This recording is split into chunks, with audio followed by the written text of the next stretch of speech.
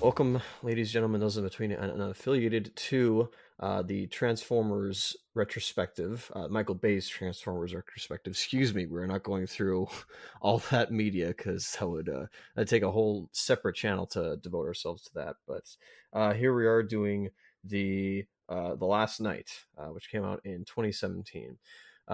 Gentlemen, how are you guys doing tonight or today? I'll start with you, Caleb. How are you doing? Oh, I'm here to discuss, another Transformers film. So here we go. Very okay, very yeah, very much so. Eric, how are you doing currently? I'm finally ready to do this now. Like I'm primed. No pun intended. So, I guess a preamble for myself.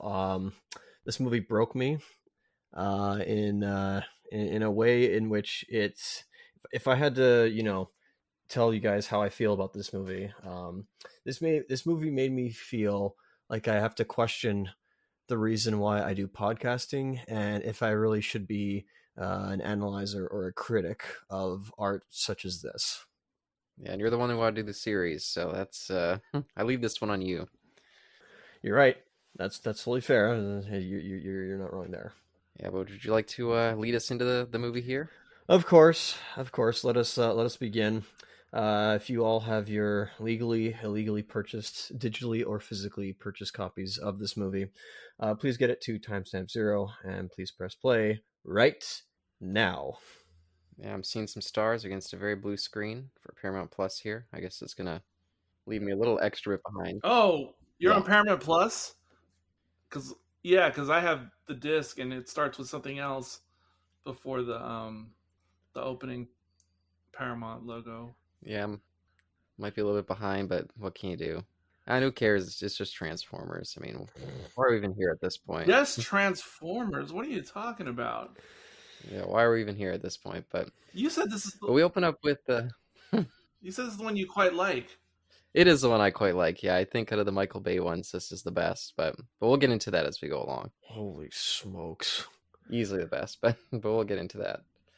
So we open up with this some devastation here. Another opening up in the past, which I guess they've been doing since, was it the third one or the second one? The second, I think. Yep, second was 10,000 BC or something like that. Huh. And when I saw this at the theater the first time, I had the same thought as I'm imagining other people did, which was, oh, okay, it's like Gladiator, um, opening scene. Hmm. But I learned today, fun fact, this was shot in the same location as the opening battle in Gladiator, so there is that too. Oh, that's interesting. Same. Apparently, this is a famous location in England for shooting these types of scenes. Yeah, and I think this is one of the best of their. I mean, maybe the third one has the best, but this is among the upper tier of the little cold opens. I think this is. It all looks pretty well done action wise, I think. This forest shot I just saw looked pretty nice. Yeah. Yeah, and I'll say when I watched all the Transformers movies back in, I think it was 2020 or 2021. Yeah, by the time we got to this, I was so beaten up, and I was like, okay, I'm so done with this series. I don't want to see any more of these. And then seeing this one, I was like, wow, like this one really feels like they were finally trying to do something different and try to be a little bit more coherent and not get lost with just endless action. And so I was surprised to learn that this is actually the most hated of the Transformers movies. And I'm not sure why. I guess you guys will have to explain it to me. I I don't know. I don't think I didn't. I was not aware this was the most hated. Um, I and I thought amongst like the peoples out there, I think I don't. Hmm, I would think the second or the third, maybe.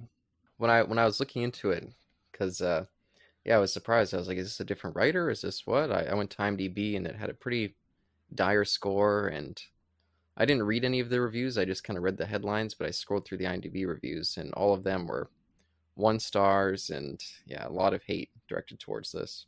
It might have been part of like the Isaac crowd. I don't know exactly what angle Isaac's coming from, but Me neither. I have ideas, and so I'm imagining it'd be people a Well, loud minority coming from that point of view, because this movie still made tons of money, like all the other Michael Bay Transformers movies. yeah, and I assume that it was because of the negative reaction that they switched gears for the next one, but I will say I'm curious if most of the hate comes down to people not liking this direction with the whole knights thing that we're being introduced here with Merlin and all this stuff. I don't know if this is from Transformers or. That's not what I would assume. That's not what I would assume. Mm. I would assume it's something else. Well, I guess yeah. Isaac, do you have any any comments here? I have lots of comments. I don't know if they're in my mind currently right now, so I'll try my best. But I mean, at this point, it's kind of retroactive insertion after retroactive insertion. I guess a new pair of writers always coming up with like new stuff of the past, and I kind of wish. Sorry, I have to be very careful what I say. I'm sorry. I think it would have been a cool idea to have done everything going forward. Like, imagine if all this like happened in present times and they like went in the future, potentially on Earth.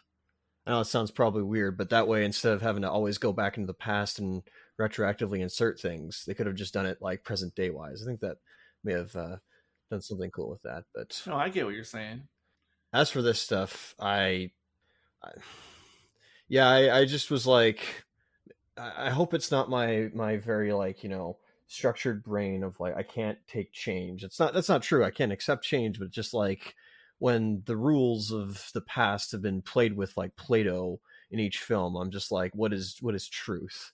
I guess by this point, it really is like up to anybody's interpretation of the events that have transpired. But I mean, maybe it's just like memory wipes, like Optimus Prime and Bumblebee have all just forgotten stuff about their histories here. So yeah, you know what, actually I guess that is the best explanation. So when they said, when one of the I forget which line it But was. wait. But as it pertains to this particular movie or what we've seen so far, what would Prime and Bumblebee have to forget? Yeah, I was curious about Like, that too. I'm not sure which part you're talking about.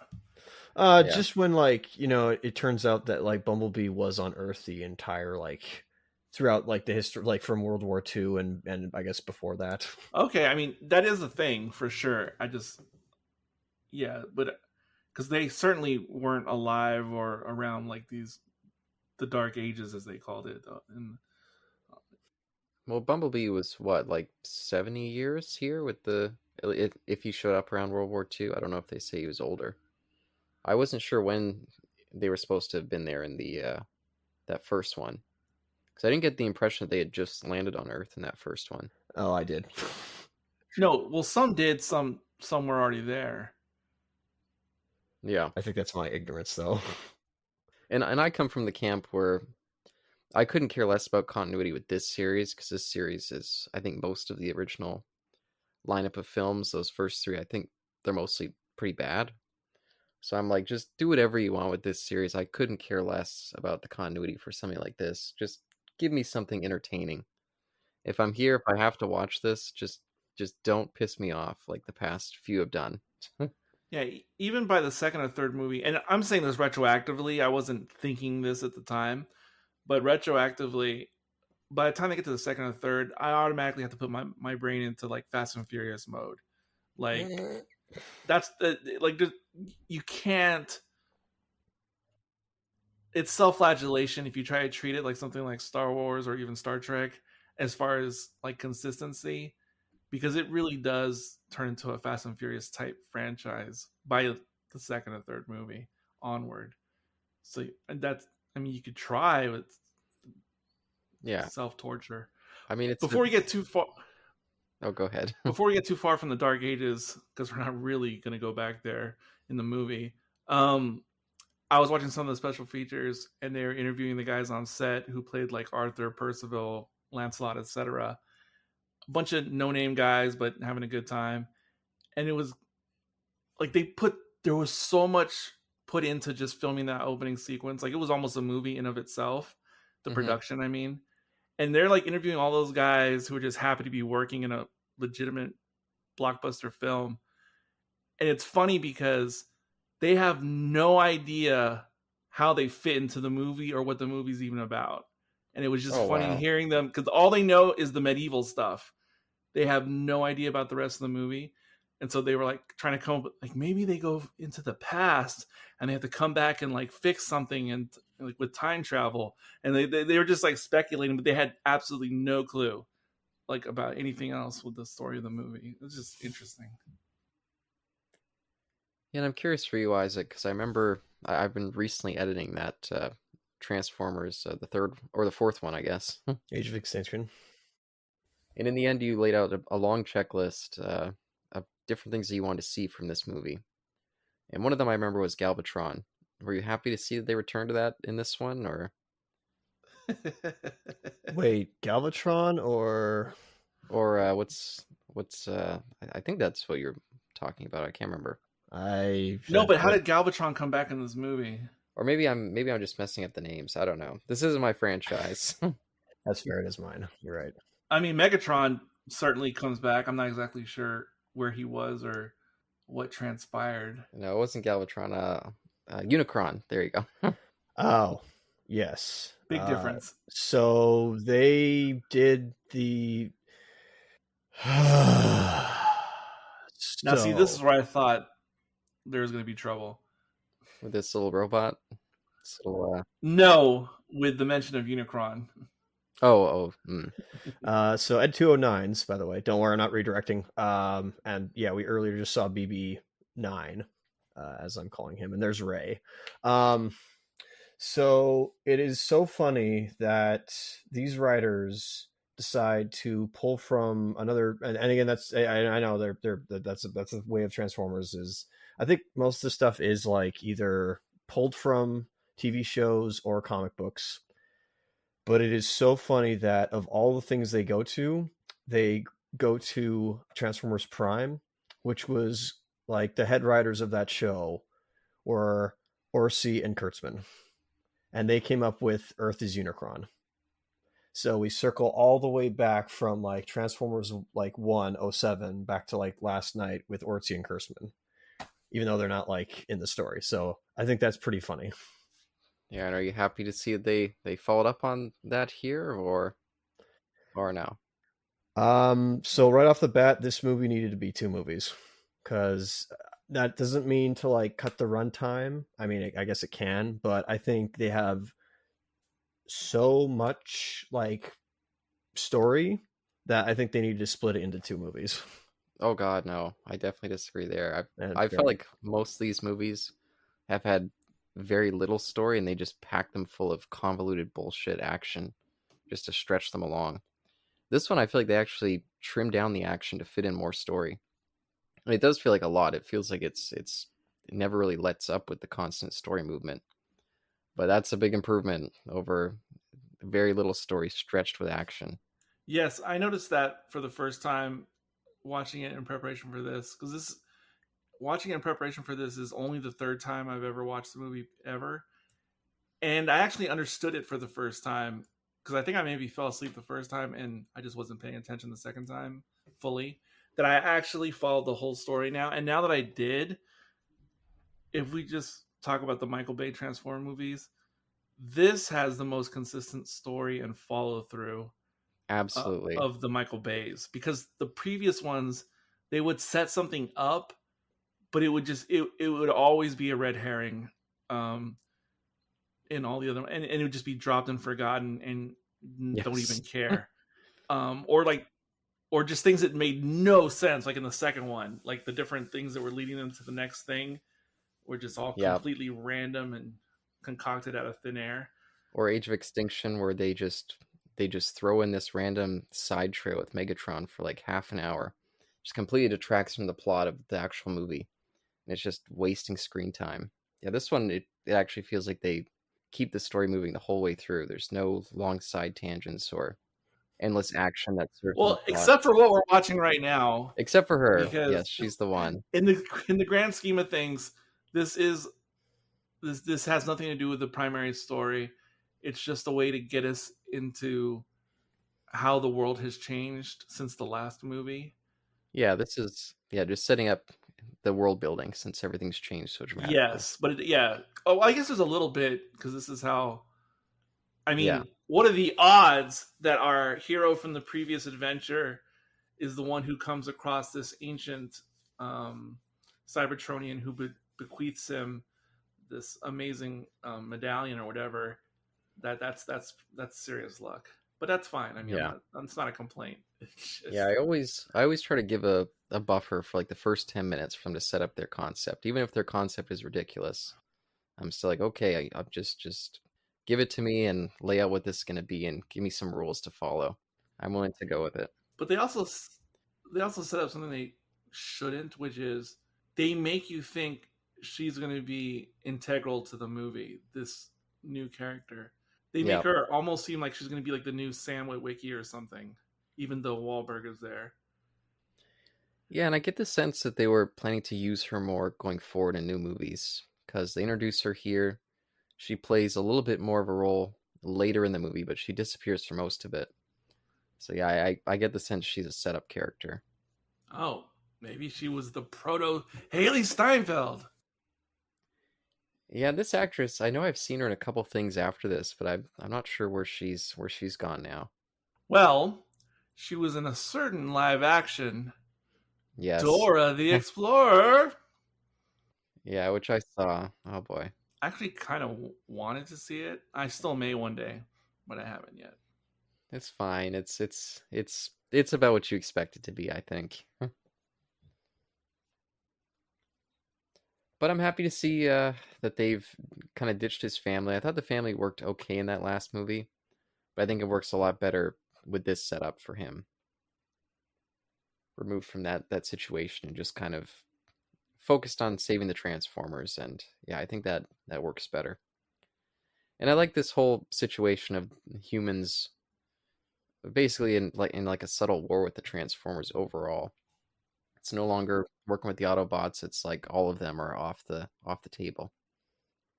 Yeah, except I don't know how good of a strategy it is, like in a global sense.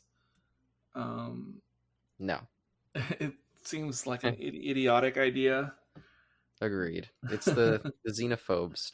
They're just using the fear from the previous battles to bring everyone else to their side, even though their side's based on stupidity in a lot of ways and just ignorance. So there's some more commentary there about some potential right-wing fears pushing towards disastrous results. So it's interesting that Michael Bay, 2 movies in a row now, has been pushing against certain right-wing lines with foreign policy and things like that. Well,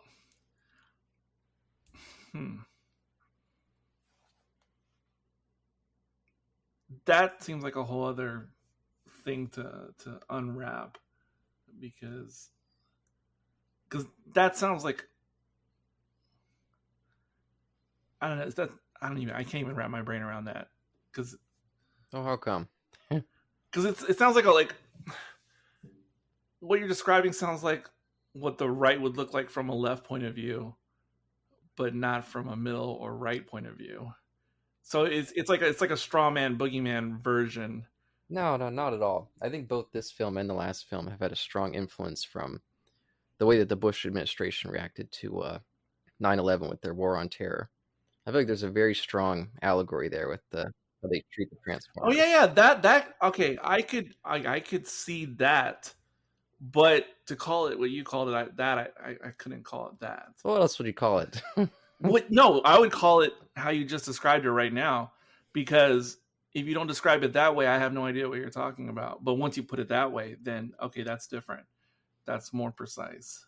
That's understandable.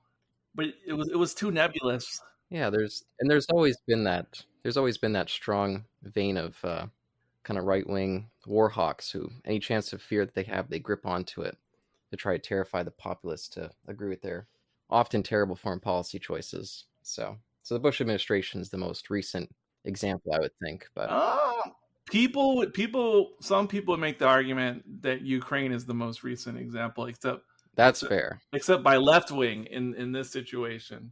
Biden's not a left winger. Biden's always been a right winger. just dressed up in Democrat clothing. But that's also a very different conversation. So now we've completely derailed it. The movie commentary, that is. So there's some cool things here. Maybe, I mean, like Bumblebee right now is doing like this whole Iron Man. I don't know if it was 2 or 3 where he started getting these crazy Iron Man suit abilities. Yeah, I was curious what you guys are going to think of this, because I don't think we've seen a Transformer do No, this in these movies yet. I mean, conceptually, it's great. It's interesting, but I'm just thinking about how I felt when I saw this movie the first time, which was I didn't hate it because I almost bleed Energon, but I was extremely apathetic, checked out, experiencing this movie in the theater compared to all the other live action Transformer movies. So I wasn't angry at it. I wasn't upset about it, but I felt like I was just sitting there in the theater to pay homage, but not necessarily to enjoy myself or to feel engaged. And it was everything was just kind of just happening in front of me.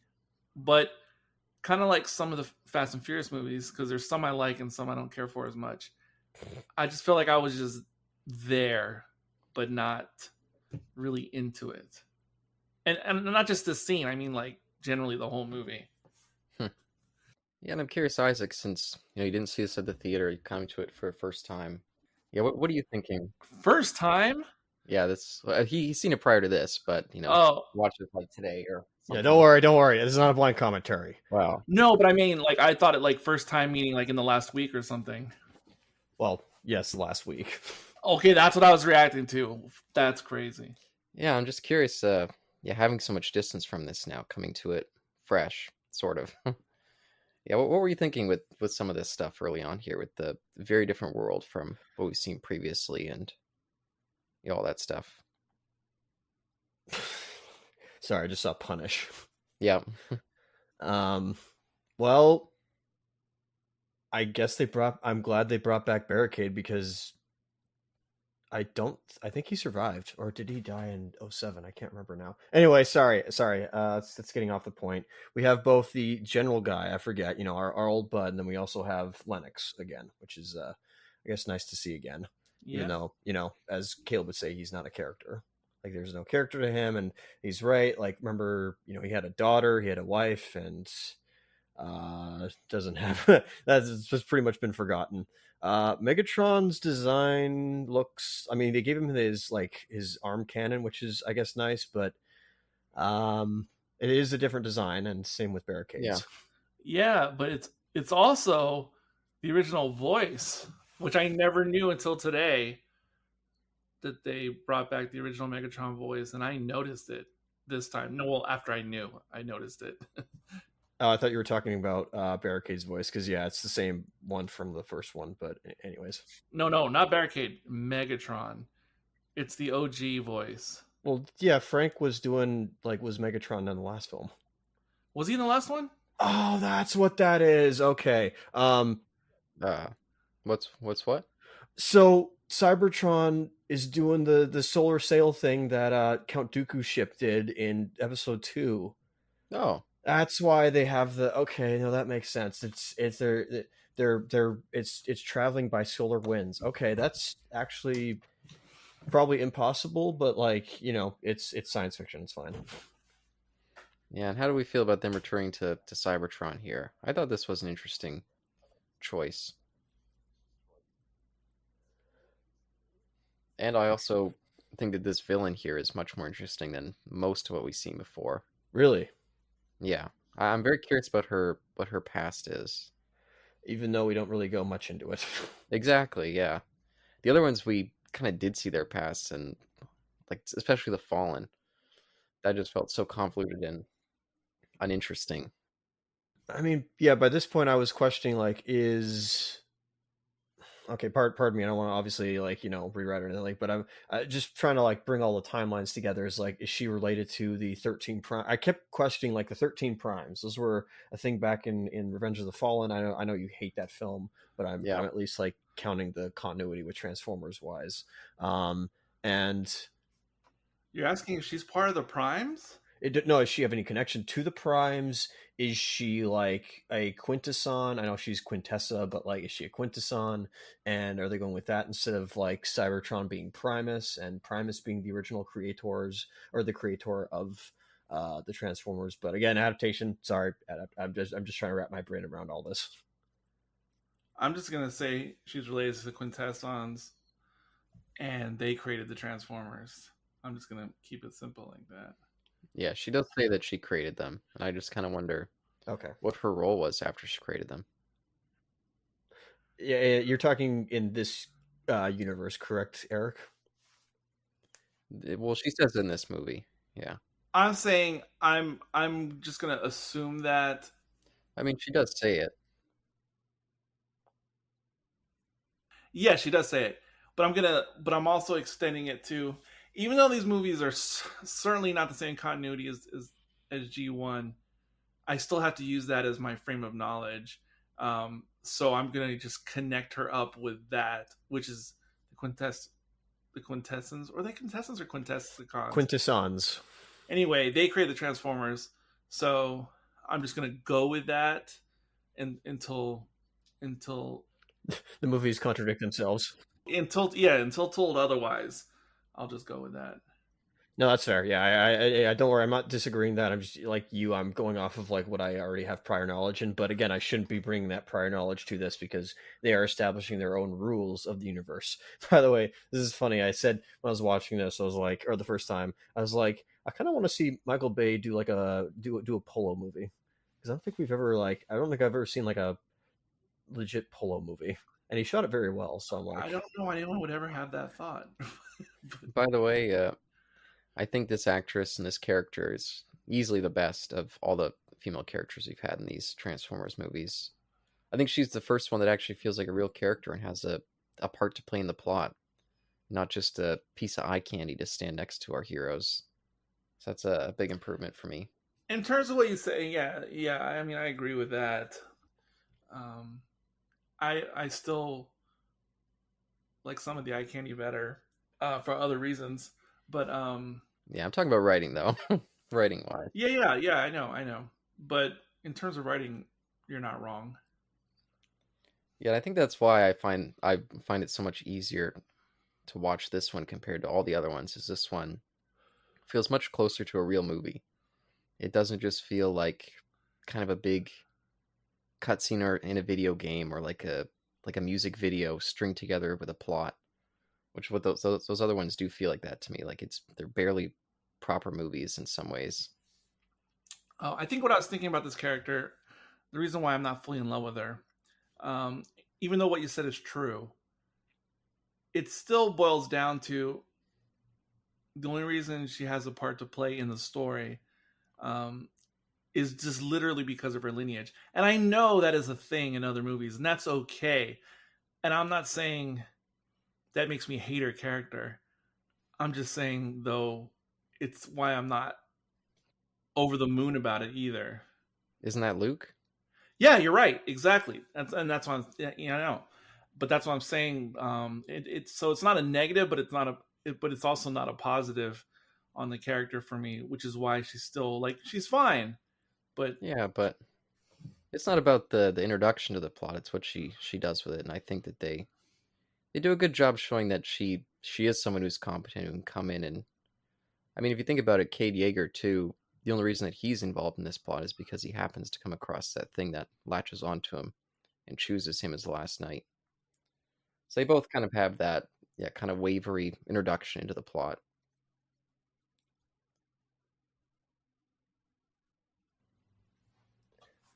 this is where I was questioning if the 12 knights are the 13 primes, as if after the fallen, I guess. how could that be?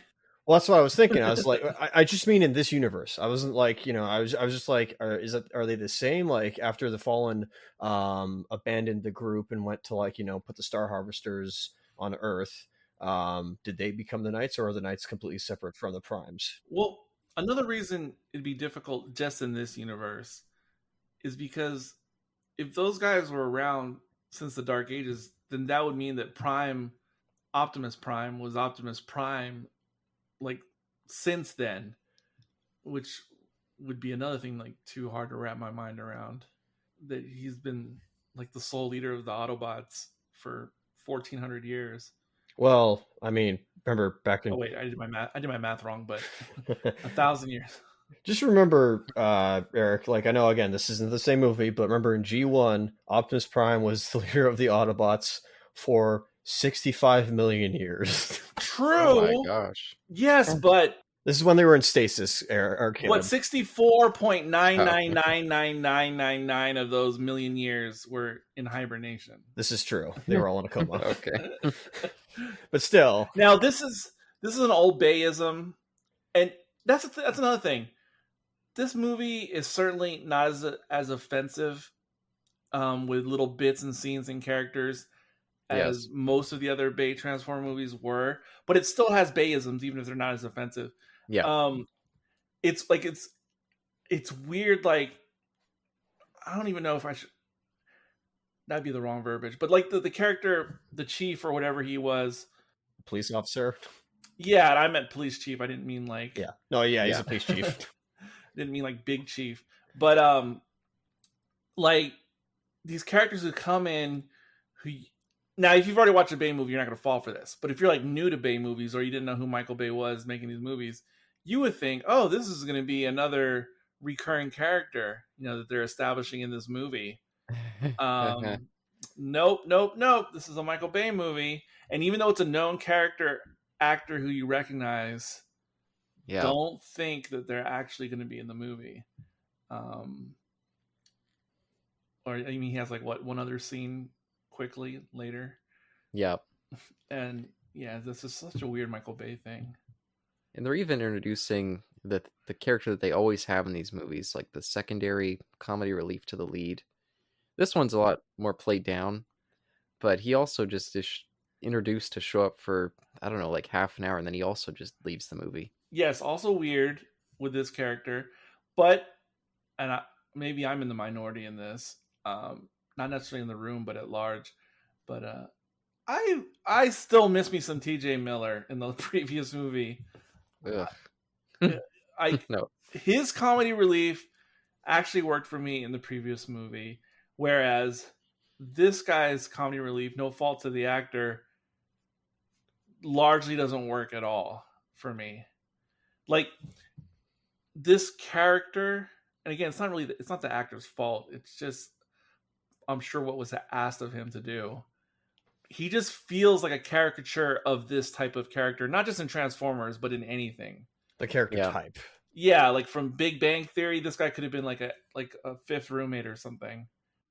Yeah, what's weird though is it feels like Michael Bay wanted to sap out a lot of the humor just in general. And so this guy, he just comes across more as whiny. He rarely has any like actual joke lines. The humor comes from him just bitching all the time at Cade, which I don't think is very funny. So yeah, there's a lot of odd vibes in this one, and I think even though they're odd, they still work better than what those previous ones were. But I'm not really sure what Michael Bay was going for here with a lot of this. I know you almost feel like they set out to make one movie and then they completely changed course. It reminds me of like hearing about those recent Star Wars movies where a different director came in and like completely reshot like the third act or something. You would almost think that this movie was started by a different creator and then someone else picked it up and finished it and added their own stink to it. Is this Day Trader? I'm assuming this is a real character. Not that I'm aware. Oh, I only know G1 and certainly not G1. Am I allowed to actually talk? Okay, no. Oh, what the? I mean, okay, you know what? No, asterisks on that. Don't know, but as far as I'm aware, I don't recognize him. I wonder if him and Hound are related in some way, just because they like that's probably not true, but like they both kind of have similar looking faces, and they also have like the beard That's beardist. There you go. and But Isaac, did you have some stuff that you wanted to say that maybe we were talking over you? I don't think so. I think right now, seeing it a second time, I feel like there's a lot of not conflict. I don't want to say conflicting ideas, but converging ideas. There we go. Where it almost it's like the script needed to like one more rewrite potentially. Where there's like again different writers have brought in ideas to the table, and they keep like I guess they don't all connect properly potentially. I'm not saying this character doesn't. I'm just saying like maybe later on I'll point out where it's just like you may have been able to trim that out, and we could have like had less of a movie, but yeah, we would have had less time with the movie. I think the only thing I want to say is these two characters, Isabella and if his name is Jim, well, Jim. For some reason, even though I didn't see it, they remind me of the those two characters from Jurassic World: Fallen Kingdom.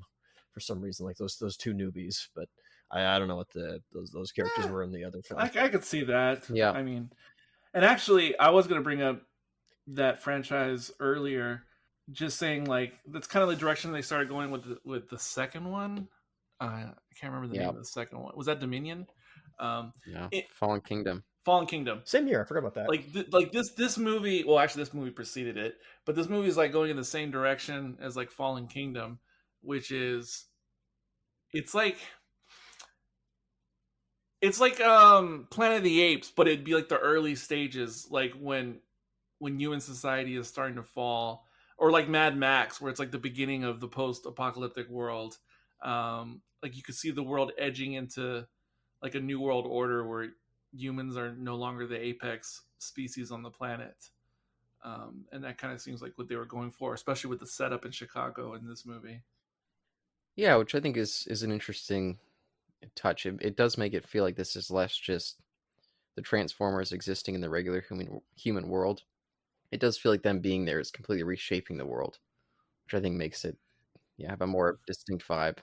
Yeah, so apparently, according to this universe's rules, the Transformers have been around for virtually all of humankind, but they've always been covertly around. They've always been myths and legends. And it wasn't until now that it like there's no more robots in disguise. They're just robots in your face. And like all the cards on the table now at this point in human history. Oh my god, I used to have that exact magnet 35 years ago. The exact orange Texas magnet, the exact same one. I didn't know they still made those. Oh, that's funny. Cool. Holy crap. I just noticed it for the first time now. I didn't. Where are they, by the way? That's my question. Where is this? They're supposed did they say in the movie? But it's Arizona. I don't think they did because but I don't know if they actually said it. I'm sorry, we went from Chicago to Arizona. Yes, yes, we did. Yes, we did. If there's one thing I at least understand is geography, and Arizona to Chicago is not exactly a quick ride away, like quick drive away. This has been years later, hasn't it? Or at least a year or two. I didn't. What? Oh, do you mean earlier in this movie? Yes, earlier in Chicago, the opening scene, not Chicago, the Battle of Chicago. No. I thought you were talking about the last movie. I was like, what? Yeah, sorry. No. The opening scene. I was like, years have passed. What? I guess if I can give a positive, this movie does, and the writers do try to like bring back a lot of stuff from like the first movie, second movie, third movie. Like they actually do try to bring a lot of stuff in from like the previous film. So I gotta give like a thumbs up to that. It's just like, all right, that's good that you're like remembering what came before. So. That is true, but I also made me wonder because Michael Bay, I think he was saying this was going to be his last Transformers, like since the third one. I think he was saying that. But maybe somehow they really truly knew, or he really truly knew that this would be his last. Because it almost feels like that. Like I'm almost surprised there wasn't a montage at the end that showed like little flashbacks to the previous 4 movies. That's a good point. Except for like we get a photograph of somebody from the previous movies. Right. But like you said, bringing back some of the legacy characters to the film universe. I mean, we have one legacy character right here. Yeah, which I don't know why they wanted to bring him back. I guess he's just friends with Michael Bay, and they thought it'd be nice to have him return. But And like I said before, we also had Josh Duhamel come back as well. So again, they're like bringing almost everybody back. yeah, where's Tyrese? Yeah, where is Tyrese? I didn't notice his absence. And actually, I've never liked the Totoro character, but yet I was happy to see him the first time I watched this. And I go, oh, it's that idiot. Now, I think this is a weird casting choice. It is very strange. Like, so playing against type for what he's playing the straight man, which is usually not. I forget the actor's name. It's so weird because the guy in the glasses, or yes, Okay. Yeah, from Arrested Development. yes. Now I have to assume that was his choice because Michael Bay. I think I commented in the last one. Unlike most directors who they're like, oh, we have a small but pivotal role, let's just cast kind of a character actor that people know and like to kind of bring some gravitas. Michael Bay does the opposite. He brings in comedians for those roles. And so he must have brought this guy in thinking he'd be funny, and then he was like, oh no, I want to try to be serious for this one. And because it is fitting in the type, he just never tries to be funny at all. Yeah, it's so weird seeing him play like a straight character, so to speak, because he never even talks like that, like his natural voice in anything else I've seen him in.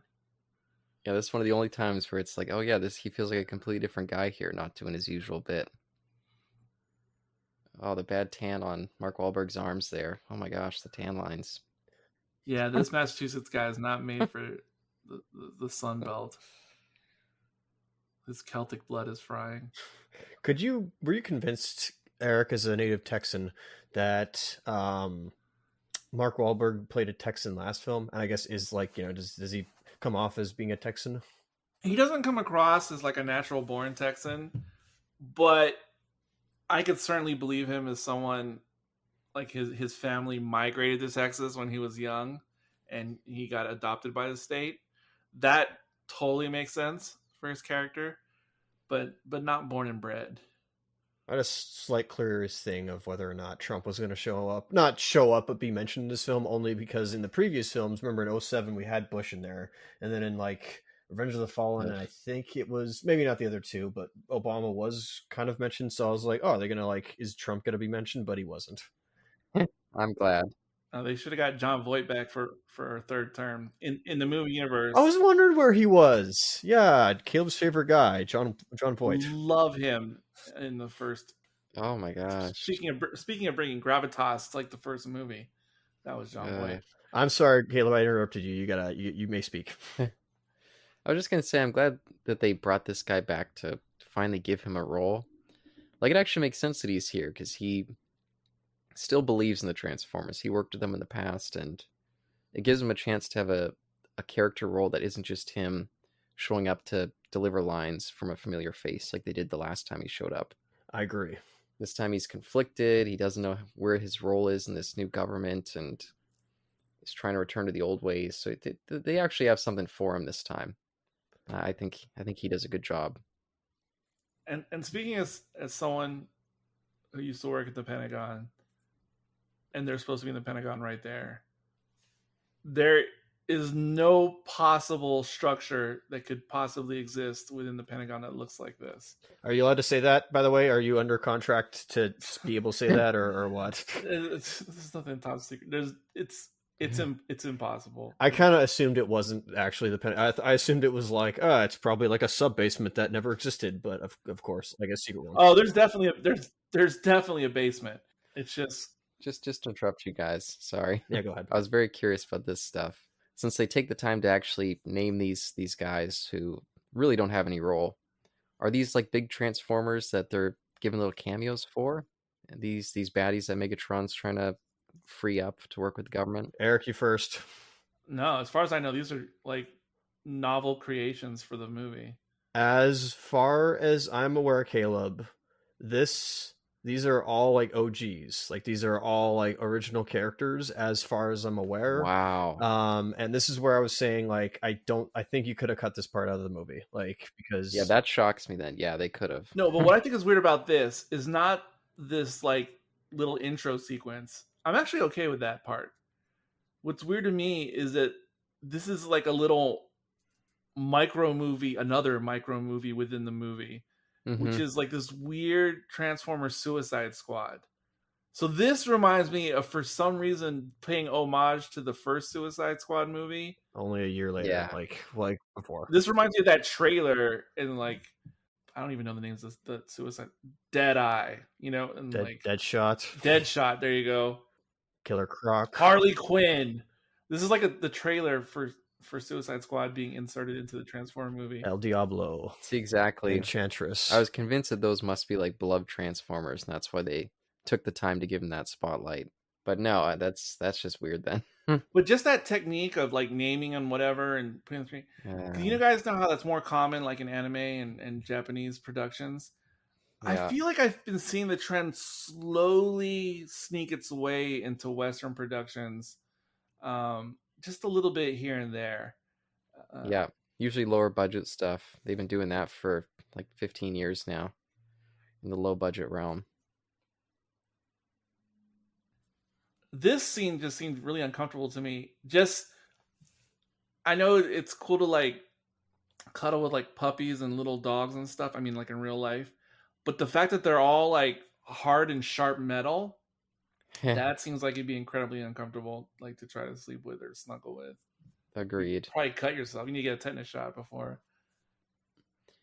Sarah, I think I like this Megatron better, the look of him. I like the little splash of red in his face. I don't know, and he's not as busy. I like the fact that almost all these Transformers are a lot less. I think generally the physical bodies of the Transformers are better across the board in this movie, but I still don't like the faces, even though they've improved a little bit, but they also gone a weird direction, especially the newer characters since the previous one and the newer characters in this one. The ones that look more humanoid all have like weirdly evil faces. Yeah, I agree. Even if they're good guys, they have like weirdly evil faces, and I don't get it. Yeah, the Japanese warrior one, at least I'm assuming that's what it's meant to be. That one just looks very strange and sinister. Yeah, I just don't know that choice.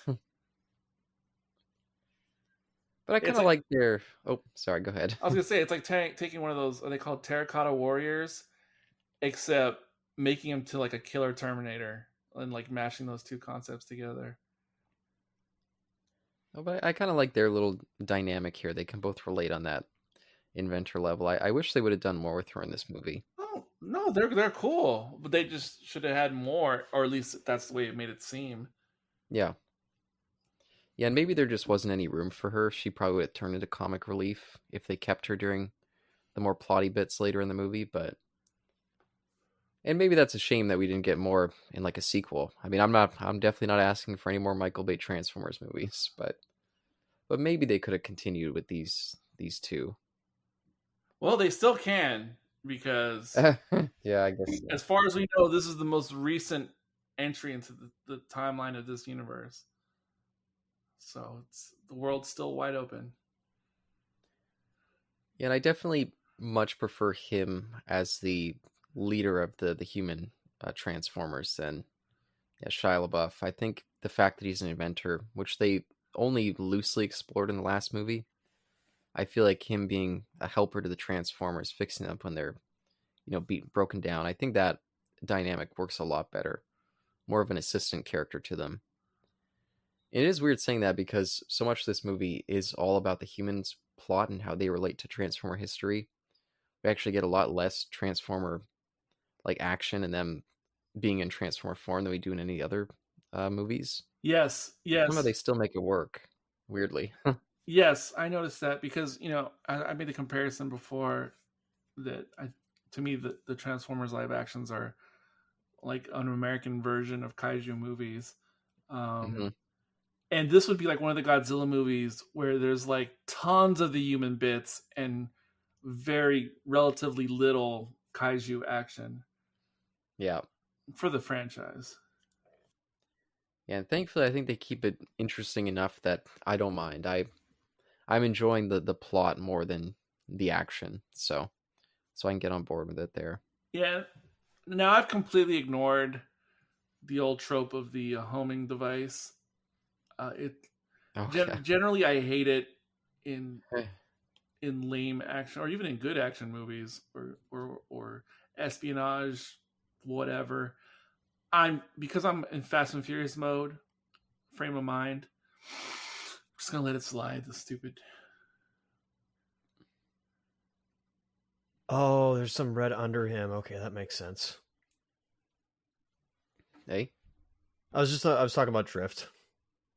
Is that his name? Whatever Kent Watanabe's his whatever his car's name is, or his sorry, his Autobot's name is. Oh, I actually don't know. Yeah. Yeah, Hound I think is the only one of the new guys that I know. The red on the side of Day Trader. Oh yeah, Day Trader. Yeah. the red on Megatron's face, by the way, Caleb, is to show that he has influence, or he's being influenced by Quintessa. Oh, I didn't realize. Yeah, there you go. See, because I know somebody was making a claim of like, why is Drift black when he's clearly all red? Because he switched from being blue in the last film to now red. Oh, by the way, Eric, I'm shocked at this point that we haven't mentioned a returning pal of ours, or maybe pal, sort of pal. Oh yes, we were distracted. I was gonna bring it up, but we were talking about politics earlier when I was gonna bring Yeah. it up. Yeah, with Captain Rios. Captain Rios. I had no idea that he was in this. Well, of course, I didn't know who he was before when I watched the movie, but now that we know Captain Rios, I cannot think of him as anything but. So yeah, Captain Rios. Yeah, and Playing the Transformers. I had a smile to see him, even though I don't love that character. I was still like, Yeah, oh, I absolutely felt the same as what you just said. Oh, there's the other dino. Okay, I was wondering where he was because they're only like they only showed Grimlock, but I assumed like the other Dinobots were somewhere near there. I literally thought that was Grimlock, but it's I forget their names, Snarl Swoop. But yeah, I thought you guys were. I was wondering if that was Captain Rios, and it sounded like you guys thought he's the best character in Picard. I didn't even know you were watching that stuff or you were familiar with those characters. SF Debris. SF Debris. That's and I guess also oh, Red. no, what was I watching? Yeah, I was watching the Red Letter Media discussions on them. But I was thinking him being in this movie might be the reason that he was ultimately cast for Picard. Paramount. Yes. Star Trek is in Paramount, so well, it's not just Paramount. It's one of the executive producers of this movie, Akiva Goldsman. Oh my God, Goldsman's on this. Oh my God. You didn't see that? He's one of the executive producers, and oh, Caleb, like now, oh no, now okay, well, I'm gonna rip this movie a new one then. No, it's still one of the more competent things he's had his name on. No. Wait, how dare he make a prequel to Legend of the Sword and say that this is an original movie? That was one of the examples I was going to pull out. He did a good job producing and I think actually writing that movie, King Arthur, Legend of the Sword. I actually don't know anything about Goldsmith, or Akiva Goldsmith. So it's like Goldsman, thank you. Sorry. I'd heard his name. I didn't realize how much he did in the current Star Trek universe. He's one of the co-creators of Strange New Worlds, which I love. And I didn't realize he wasn't just a producer. I didn't know until today that he's written and directed episodes of Discovery, Picard, and Strange New Worlds.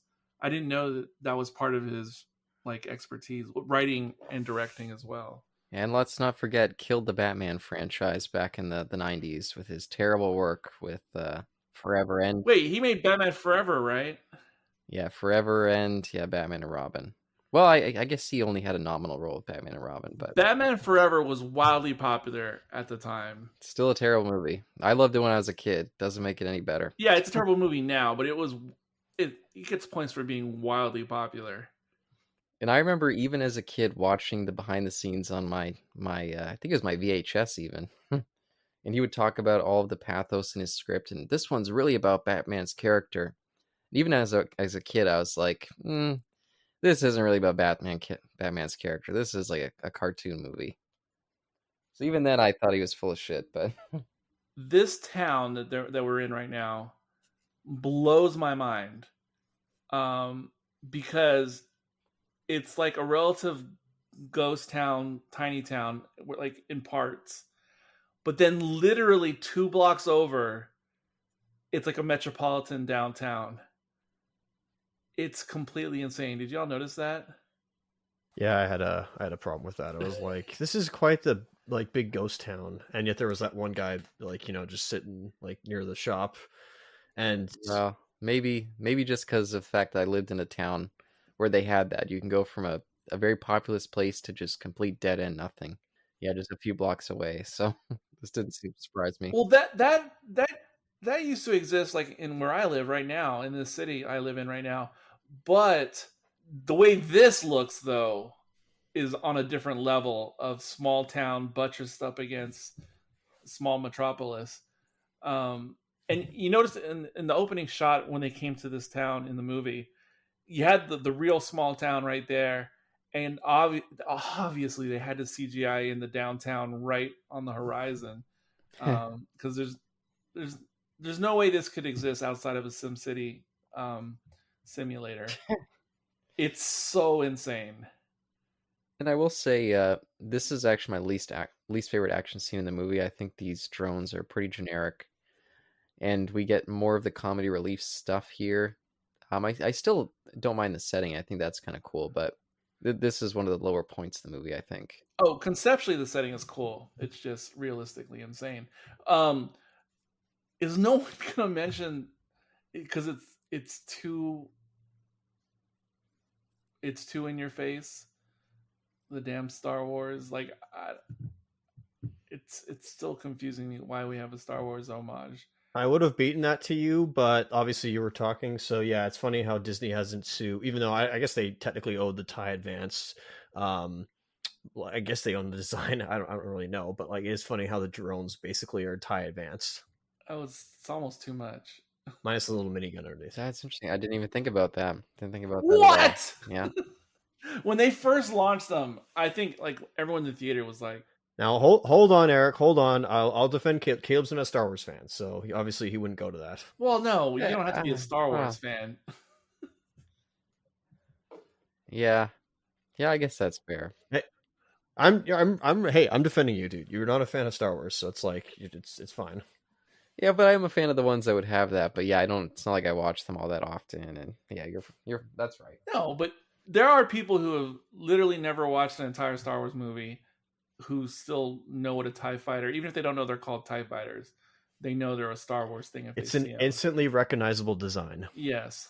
like that transcends like Yes. pop culture. Yes. Yeah, and maybe I'm just not thinking about anything besides just focusing on this movie. So because usually I do pick up those references pretty easily, but yeah, definitely not for this. And I will say, even though I mentioned this guy is rarely ever funny, and the humor comes from him being like kind of bitchy or whiny to Cade here. I think during this whole action scene is the worst of his stuff with that.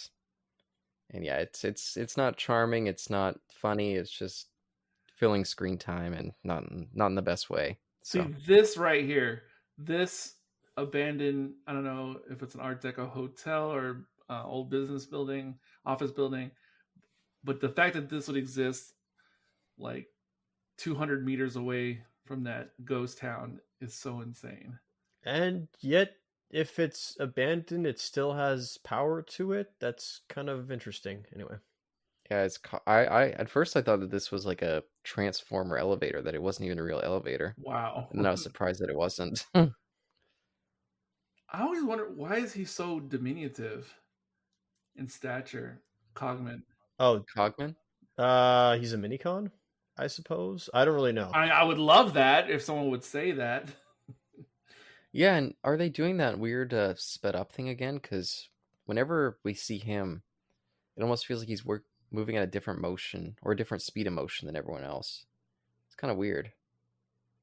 I have no answer. Sorry, man. You know, now this, with him flying around on that thing, it was making me think of Attack of the Clones, now that you mentioned Star Wars. When Obi-Wan jumped out the window and was hanging on that thing. Hey, guess what? I didn't think of that. Oh yeah, and now that I didn't think of. But See, there you go. You're right about that. See, watch how Cogman moves. It feels like he's weirdly speeded up. Yeah, but There's a lot of things about Cogman that are just weird, though, in general. Yeah. How did that drone not hit him? Oh wait, movie logic, right? Well, it was that thing. We saw that it protected him. Which I'm like, wait, is that it, like turning him into a transform? No, it's just like moving around his body. Okay, never mind. Theory gone. Yeah. And those gymnastics classes really paid off for the character. And here I was looking at the bowling alley, like, man, I wish I could go bowling tonight. It's been a while. He rolled good on his agility check. Oh my gosh! Now the fact that he just pulled a Legolas, like, that's almost too much. Dude, he just rolled really good on his agility check. What are you talking about? Oh, maybe I'm not in the same place you. Where are you guys? What are you seeing right now? He just jumped off the building and landed back in the small town. That's a hell of a leap. Oh, Oh, you're ahead of us. yeah, I am. Because I just saw the bowling alley now. Yeah, let me know when. I was wondering what you were talking about. Let me know when he's trying to shake off that thing from his hand, the amulet. He is right now. He's Oh, not okay. he's not even touching it yet. I'm in sync with you, Caleb. Okay, now he's Oh, shaking. oh, Now he's okay. shaking his, or no, it's going up his sleeve now.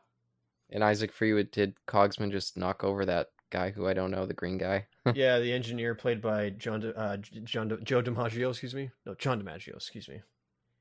Yeah, and even though I think that they're doing a better job for the most part on all levels in this movie, I still feel like the Transformers are the weakest part. Like all these spare ones in the back who aren't Bumblebee or Optimus Prime. I don't know who they are, and they don't feel unique or interesting. They just feel like props to move around. They don't feel like real characters. And so I don't know who the hell that green guy is, but I don't feel like there's much to him. Yeah, that's one of the chief things that's like my biggest criticism of the entire Michael Bay series is what you just said. Yeah, and it's disappointing that you come to a series called Transformers, and they're the least interesting part of most of the movies. So that's too bad. Hopefully they'll correct that going forward. No comment. Well, there's a lot of question marks about the yet to be released Transformers film, Yeah. as in terms of that and other things. Insert Indiana Jones music. There you go. I wish we would see the maps. Yeah. Oh, there's a map. I wonder if that was a reference. Probably not. Well, it is Paramount, so I guess you could say it is. Actually, yeah, why didn't they just use the Indiana Jones theme? If it's Paramount, like, they can use it. It's Havana. What is this? Fast and Furious 8? You mean Fate of the Furious, which was the same year? Fate of the Furious, yeah. Or Fate, if you can see what I'm doing there. I do wonder if they did film in Havana or not, or if it's just Puerto Rico or Dominican Republic. I don't think that's Puerto Rico. Okay. I think that's Savannah. I mean, I'm not an expert, but Yeah. Pardon my ignorance. I don't know, because when Fate of the Furious filmed in Cuba, they actually did. Like when they went to Cuba, Yeah. they actually did. So I wonder if again they're allowed to. And I'm not an expert on Cuba, but from what I've seen in movies, this looks like the same place. By the way, I think we mentioned Anthony Hopkins in this once up to this point. Nope. No. That's shocking. I was when I saw him the first time when I watched this last year, or I guess 2 years ago. Yeah, I was stunned. I was like, wow, I know they pull in random people, but Anthony Hopkins, like really, this guy agreed to do this script? And having watched the movie now, I feel like they give him a lot of stuff that maybe he would have liked to see, and tying in all that kind of Arthurian legend stuff. Maybe he just, enjoyed having to or getting to be a part of that, but it is still surprising that he's in this. I'm not an expert on Hopkins either, but he has such a breadth of work. I feel like if you just pay him the right number, he'll do your birthday party. He'll do no, seriously, I think he'll do anything. Could be. I think he's just one of those actors that if the pay is right, he doesn't really give a damn.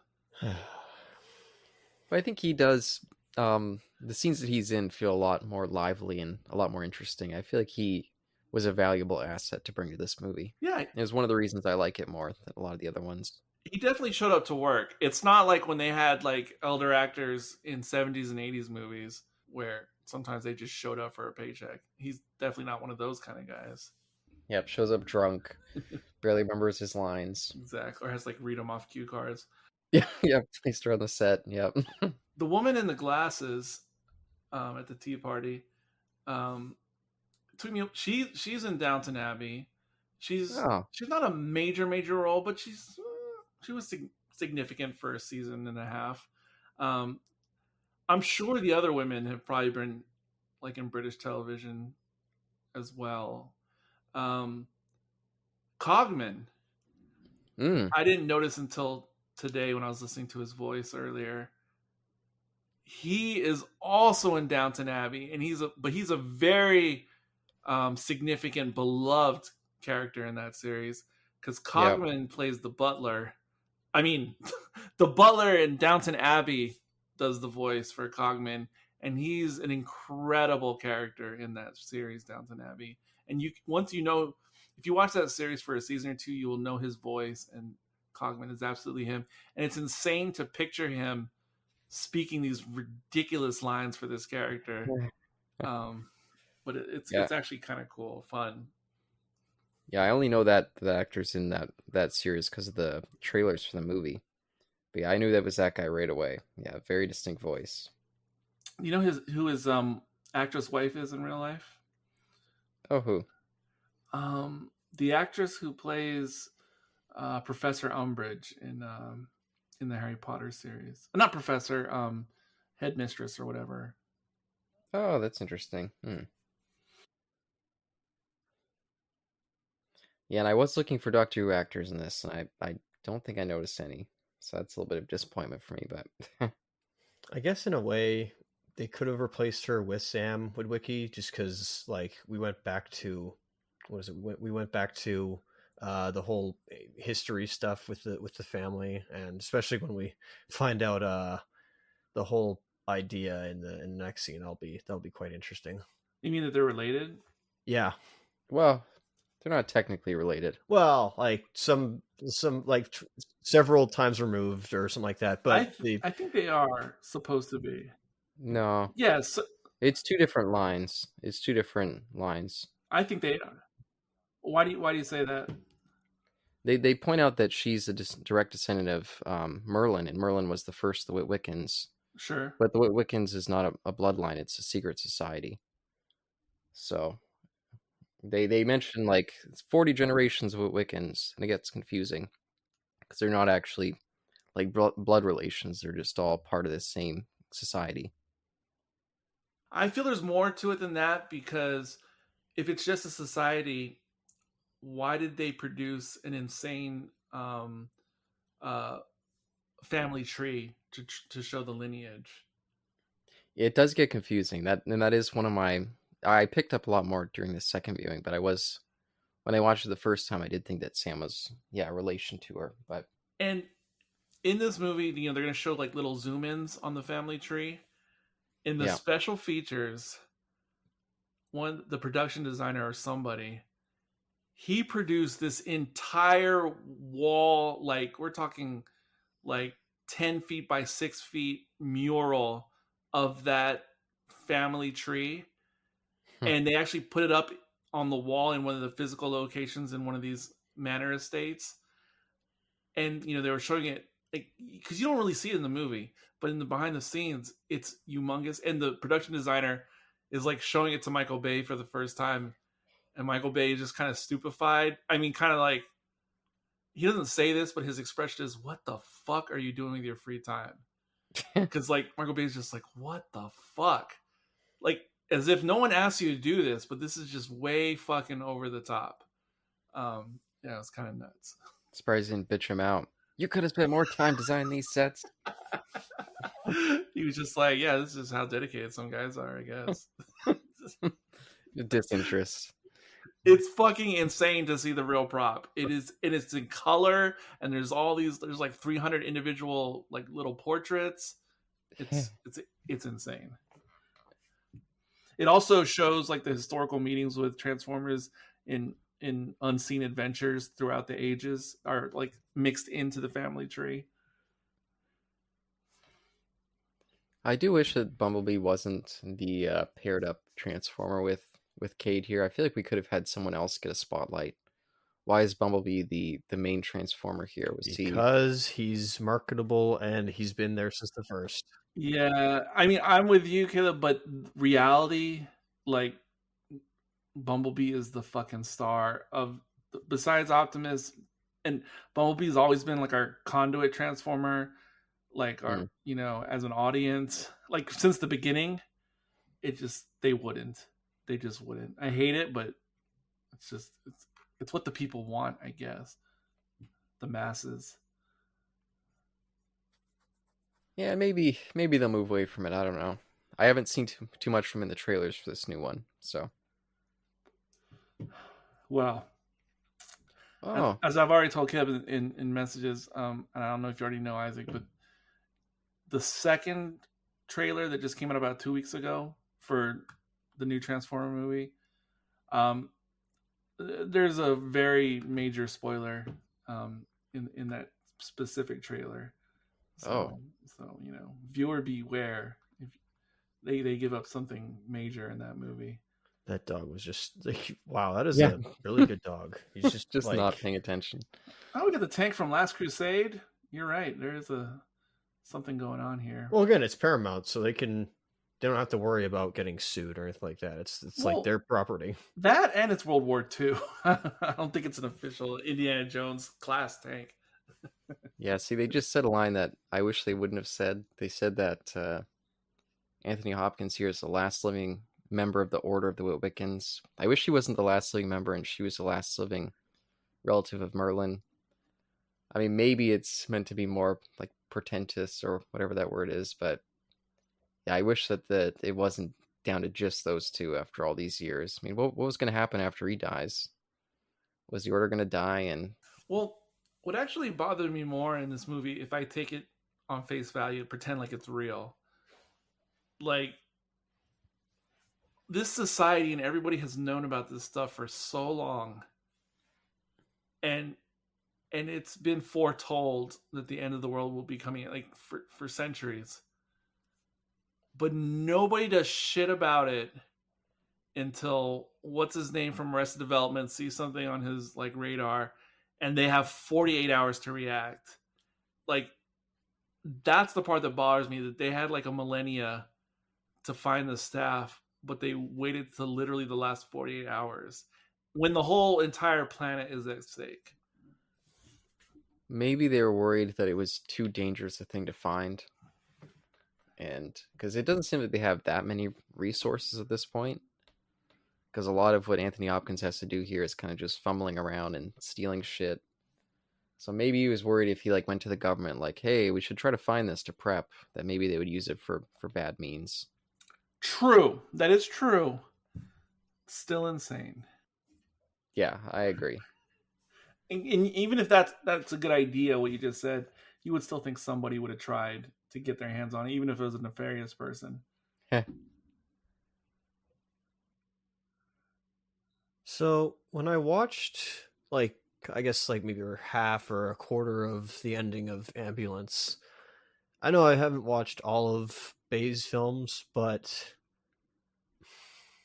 this is probably a terrible assessment. But I'm like, and like maybe this is so basic, but I was like, I think something that you can see through all of his films, again, now even the ones I haven't seen, is that what it boils down to is that his films kind of are like a chase movie. Like there's almost like a ever-present chase throughout like the entire like piece of each film, especially with like Ambulance, where like they're trying to like get away from the authorities. And in that first Transformers film, they're chasing, like they're trying to get away from Megatron as he's chasing them to get after like the Allspark. And I guess that was the same in like the second one. I don't know about so much about the third, but the fourth one definitely had that. And this one, I also feel like it also brings back that chase ideas. Maybe I'm just incorrect in that. I think many movies have that, especially when he's doing his actiony type of movie, but not all his movies though, because they're not all in that frame of mind. But kind of tied into that, I feel like he always tries to introduce a big ticking clock element. Yeah, that's what they call the trope. Yeah, so I feel like that's present even in the ones that aren't, more action oriented. Something like Armageddon, I feel like even has a big part of that, and maybe Pearl Harbor. I mean, that one definitely feels very slow moving, but I feel like that also has that click. Oh wait, this is the Wiccan part here. Fuck. That headshot. Not the best, but that's still his. That the I funny. think that was his real headshot when he was arrested in Austin. Yeah, see, her dad was a member, but I guess he was a. I don't know. It does get confusing. Yeah. They don't come outright and say it, so it is what it is. I think Witwicky, Sam is blood related to her, but not Anthony Hopkins, obviously. It's part of the order, but like he has Woodwiccan blood. Like his name is Witwicky. But he does say that she's the last living direct relation to Merlin. So wouldn't Sam also be one? Unless Sam is dead. Unless he's dead. Yeah. Or you said direct. Maybe that's the important part.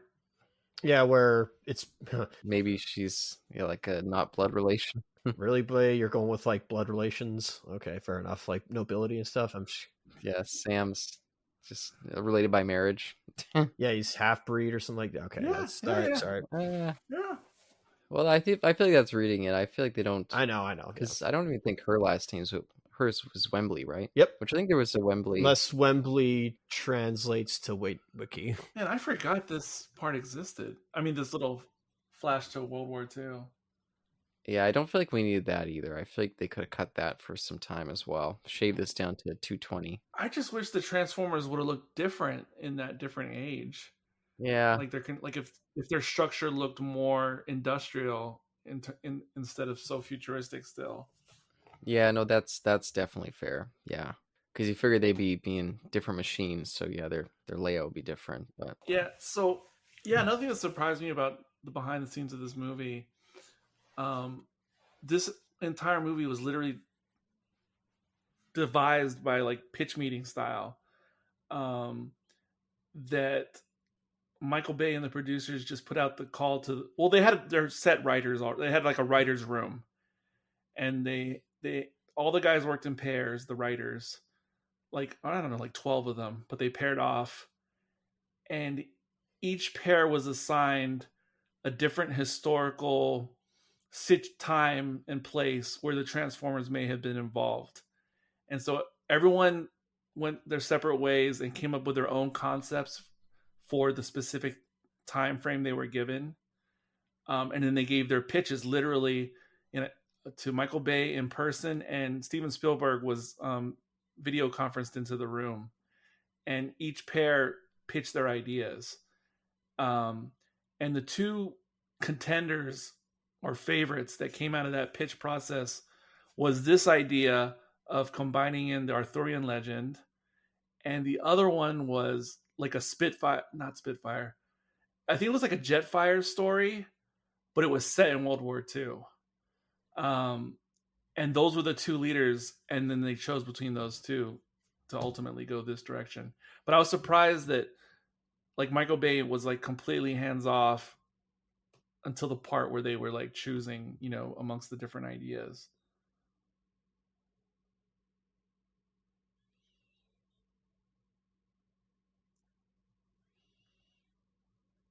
This part was actually funny. So is that the Green Knight? I guess it is like the equivalent to the Green Knight. That's just for Caleb. Well, it would be. I mean, wouldn't he? I mean, no, just because he liked the A24 film. I did too. There you go. Fun fact about that movie: the giants in that movie. Yep. I assumed they were CGI. Nope. Live action. I did not know that until recently. Hey, when you get something like A24, they're actually gonna like put in effort. And hey, that is not throwing Michael Bay under the bus. All right, the guy he's a working man. Like the guy, call him a scumbag or like that. The guy works. Like the guy works for his dollar. Oh, sorry, I didn't realize you guys couldn't hear me. I was replying to Eric about that writer's room. No, I figured that you were like in the bathroom or yeah, that's what I thought. No, yeah, I was talking about, but no, that is really interesting, and maybe that shows just a lack of investment in this one. Maybe he just felt like he'd been doing them for so long, and in the middle of making these, he'd been trying to work on some other projects. So yeah, maybe just overall he was a little bit disinterested in this one. Oh, I think he loves making Transformer movies. It's just yeah, like I mean, it obviously has many things, many how's the saying go? Pans in the fryer. I don't know, but I think he's willing to. Yeah, it doesn't have to be part of that whole process. The pre process, the Mm. pre process. I think he's comfortable enough with that. Yeah, and again, I'm glad they went with this Arthurian legend bit. I feel like it adds a lot to the universe, makes it more interesting for these movies at least. And I keep being curious, Isaac. I'm since I know that yeah, this or at least I believe that this is going off of its completely original stuff, not from the original continuity. Does this bother you that they are going in this weird direction? According to one of our inspiration peoples, Oh, IDW had actually, at least in around this era of like 2014 to 2017, when they were, I don't know if it was Simon Furman, but one of the writers for the IDW Transformers comic, they were in fact doing the Knights of the Round Table. So again, if they were, hmm. if this is true, maybe if the source that I'm getting it from, if this is true, that unless it was all original and they just happened to like come up with Knights of the Round Table instead to use as a mythology, and they didn't know about the IDW comics. And I know what Eric's about to type in. Fair enough. No, you don't. I'm looking at something else. Okay, there you go. Pardon me. Um, Again, it's Caleb, it's this universe. Like, I have to accept this adaptation. So like I Yeah. can't like say like, oh, I can't gatekeep. If I gatekeep, then I'm a scumbag and I've lost the arguments, and I can't do that. Yeah, I was looking up something else, but related to what we're talking about right now, because it's been bugging me this whole time. Because I was almost certain that there was a King Arthur related story in the original G1 cartoons, uh, and I just couldn't think of the name of it. But now I got it. I was close from memory.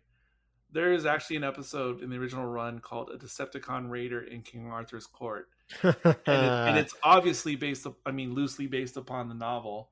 Yep, So by yes, Mark Twain. they actually had interactions with the actual like Arthurian legend in the original run of the cartoon. Although Oh, interesting. not okay, not obviously not defending it, but that was like different though. Like that was just like a one-off episode, if I'm Of correct. course, yes. Yeah. I mean, if they wanted to, they could also just say like they took this that like G1 episode and then they just expanded it.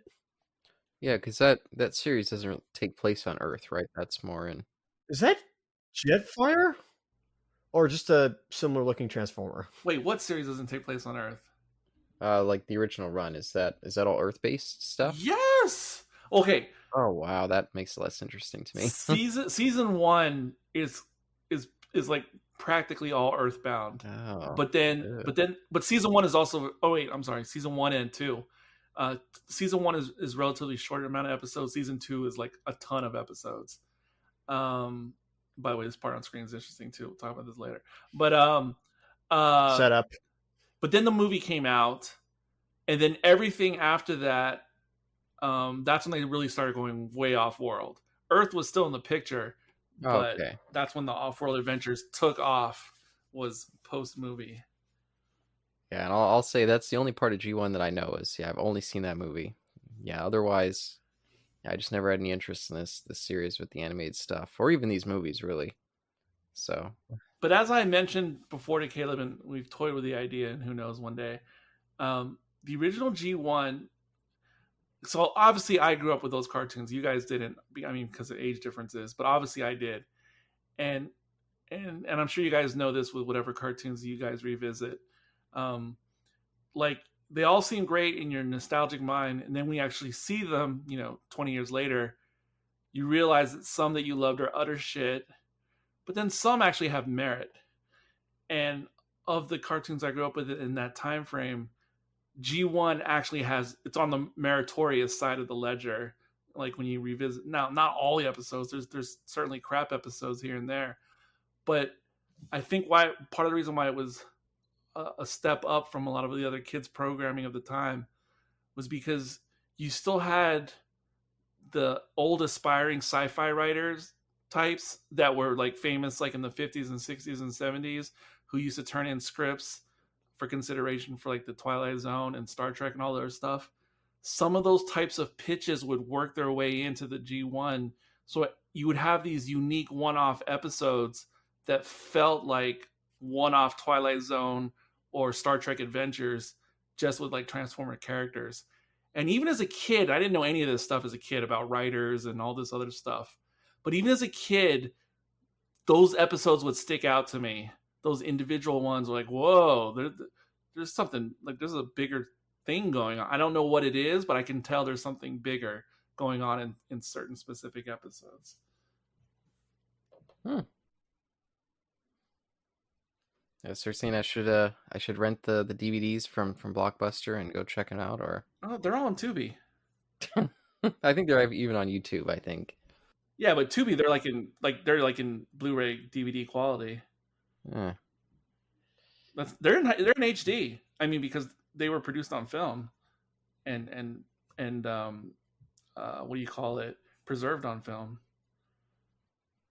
Oh, by the way, I mean, it's just a cameo. I can't complain too much, and he's not nearly as over the top as he has been. But him being this weird conspiracy guy, and a conspiracy guy who's right, I'm not sure where he's getting his information from. Even more than Anthony Hopkins, who's supposedly the last Witwicken who's supposed to have all this info. They have to go to this guy. Like this just feels like a weird derailment. I'm not sure why it's here. Besides the cameo. I think it's all about the cameo. I think he works in these tiny doses, micro doses. Yeah, in terms of the performance, yeah, I agree. It's just I can't really figure out how he has all this info. It just seems weird. He's like an exposition machine, just out of nowhere. Which I guess he was in the previous ones that he was in too. I think 2 and 3 he was the same role, but it just feels less believable here. And aside from his salt and pepper hair, he's aged really well in the face. John Turturro. He looks really young still in this one. Yeah. No. Yeah, I agree. Yeah, and actually, it would have been the year before this that he was just fantastic in his TV series called The Night Of. Really, really excellent series, and he plays this lawyer. And yeah, he's great in that. So who knew that England was the center of Pangea? I never really thought about that. I don't know. Yeah, I'm gonna have to check that. I didn't do that. I mean, it's in the vicinity of the center, but still, I never thought about it. Although it is where they established Greenwich Mean Time, but I don't think that has anything to do with Pangea. So if Simmons knew about Unicron from the very, sorry. Is he supposed to have known from the beginning? Probably. I think I'm just projecting there. I'm just joking. Like, if you knew this from like 07, like anyway. If I remember in the second movie, he was supposed to have turned like a conspiracy weirdo guy, and so maybe since then he's just been, gaining more and more knowledge from somewhere. Who knows where? But let me ask a Canadian opinion on something. It's a fascinating car, by the way. Sorry. We'll give you the best answer to our knowledge, hopefully, of the subject. So, like, this whole thing with the cupboard and the book and the pop-up book and this and that, because I grew up in England, and maybe it was because it was a different age of England, but something I take from my memories of that time was in England as opposed to the United States. I always felt there was so much more reverence for physical books and unique books, whether they're pop-up books or they're antique books, and storing things in cupboards. Like, it was such a British thing, and there was so much about like the tactile nature of unique books. Whereas in the United States, I've never ever felt that there's any remotely similar connection at all, other than liking to read a nice novel in an actual hardcover or paperback, but not an actual reverence for like the actual thing itself and it's like characteristics. Is there anything is Canada more like the United States or more like England in the way I set it up, the dichotomy? Well, at least in my experience, definitely England. Yeah, books. I still think have a very prominent. Really? So there is like a thing about Yeah, yeah. I have I never found anything even close to that concept, like in my experience in the United States. At least in my experience, I don't know if Isaac's, had a different view in that regard, but So when it comes to the reason behind that, this is obviously not answering your question, but like the reason behind the reverence for the actual book itself and like why they want is just because like you know books and texts like were so like revered when we were able to actually start like printing them. And so England has, and probably it's all, I think it's not just England, I think it's Europe itself. I think it's a tradition there where they really, really like revere text and its primary sources. That's why they like, hold on to that idea.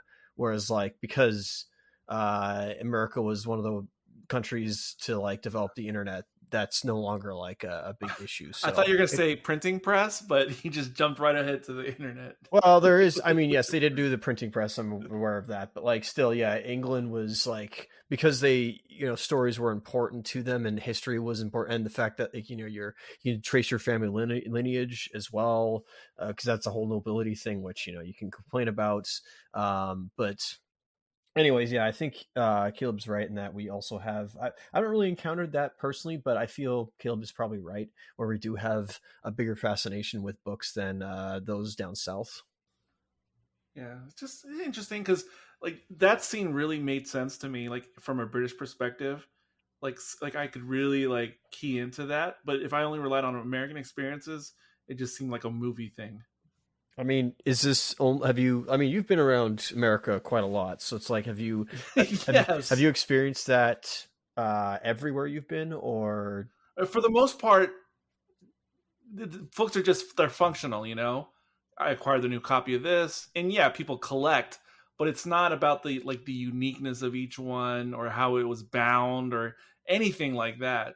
It's just you got it, you read it, and you hold on to it. You don't, but not getting into the actual like the makeup of the book, and not just like notable works, but even like children's books and stuff like that. Um, there was a lot more going on in England in general. yeah, I remember many years, or many times in my childhood going to unique bookstores and looking around, and they would always have those people who would read to the kids from those kind of pop up books and stuff. And I always loved, yeah, hanging out in those places. Yeah, and I used to go to secondhand shops in the United States, and obviously there used to be many of them back in the day. But largely, what you would find is all the old paperbacks from like the 70s and 80s and 60s. I mean, that's pretty much what you'd find in like an old timey bookshop in America, Hmm. but not like these other type of unique, like almost like museum piece type things. Yeah, I think I even have a couple books that could probably be, if they were restored, museum worthy. I know I've got a complete works of William Shakespeare that's at least like maybe 90, maybe close to 100 years old at this point. That's really impressive. Hmm. I wish Sean hates even bringing up the S word. And I have learned from podcasting with him.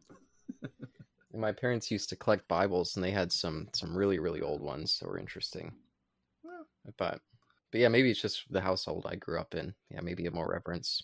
And who thought a Michael Bay Transformer commentary could take this turn? There you go.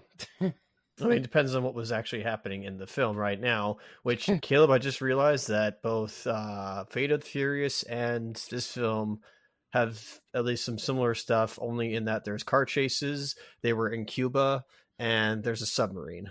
Oh, believe me, I was thinking about it a And lot. they're very unbelievable. I Yes. don't think I've seen the Submarine Furious movie yet, or I only have They're one more to see besides X. Therefore, they cancel each other out. Anyways, continuing on. But this submarine, they established in the movie that it's a transformer, but if I remember, we don't ever get to see it, right? Transform. We don't. That bothered me. I was like, is this supposed to be Omega Supreme or like Omega Supreme? the? Okay, listen, I can at least like make like a hopeful I could make like a suggestion, but like obviously, you don't have to. But anyway, No, but Omega Supreme, a space station transformer being reduced to an old timey submarine. I mean, worse things have happened in this series. I guess we saw what Devastator was like. I know it was devastating, but Was he the one with the giant balls? yes. Oh god. All I remember is the balls. Oh, I almost laughed like the guy from Red Letter Media. Which one? There's a lot of guys in. Oh, Rich Evans. Okay. Okay. I've never known the man's name, but I definitely know his laugh. Dick the birthday boy. Oh, by the way, I'll say all this underwater stuff as well just perked me up. I was like, okay, this movie already gets a boost. This movie is not blue. Funny you should say that, because I had other reactions to the underwater stuff. Cough, cough, abyss. Cough, cough, way of water. But yes, Way of Water has tainted like everything I watch now that goes underwater, especially things of the last 10 years or so. Now hold on, we watched Abyss first. You can't put that on just the Way of Water. Yeah, but there was a brief underwater scene in the original Avatar, which doesn't, really amount to much visually. But I'm so ruined after seeing Way of the Water for modern underwater scenes and films. And furthermore, in this particular movie, I was going to speak more about how most of the special effects are pretty top notch in this movie. But when I was watching this on the big screen earlier today in 4K, when we got to the underwater scenes, this is like the first time I noticed that the effects were not on par with like everything else I had seen in the movie. Like everything was fairly realistic, so to speak, visually, until I saw the underwater. And that's when it first jumped out at me, like, oh, now it looks like CG for real. Yeah, no, that's fair. Yeah.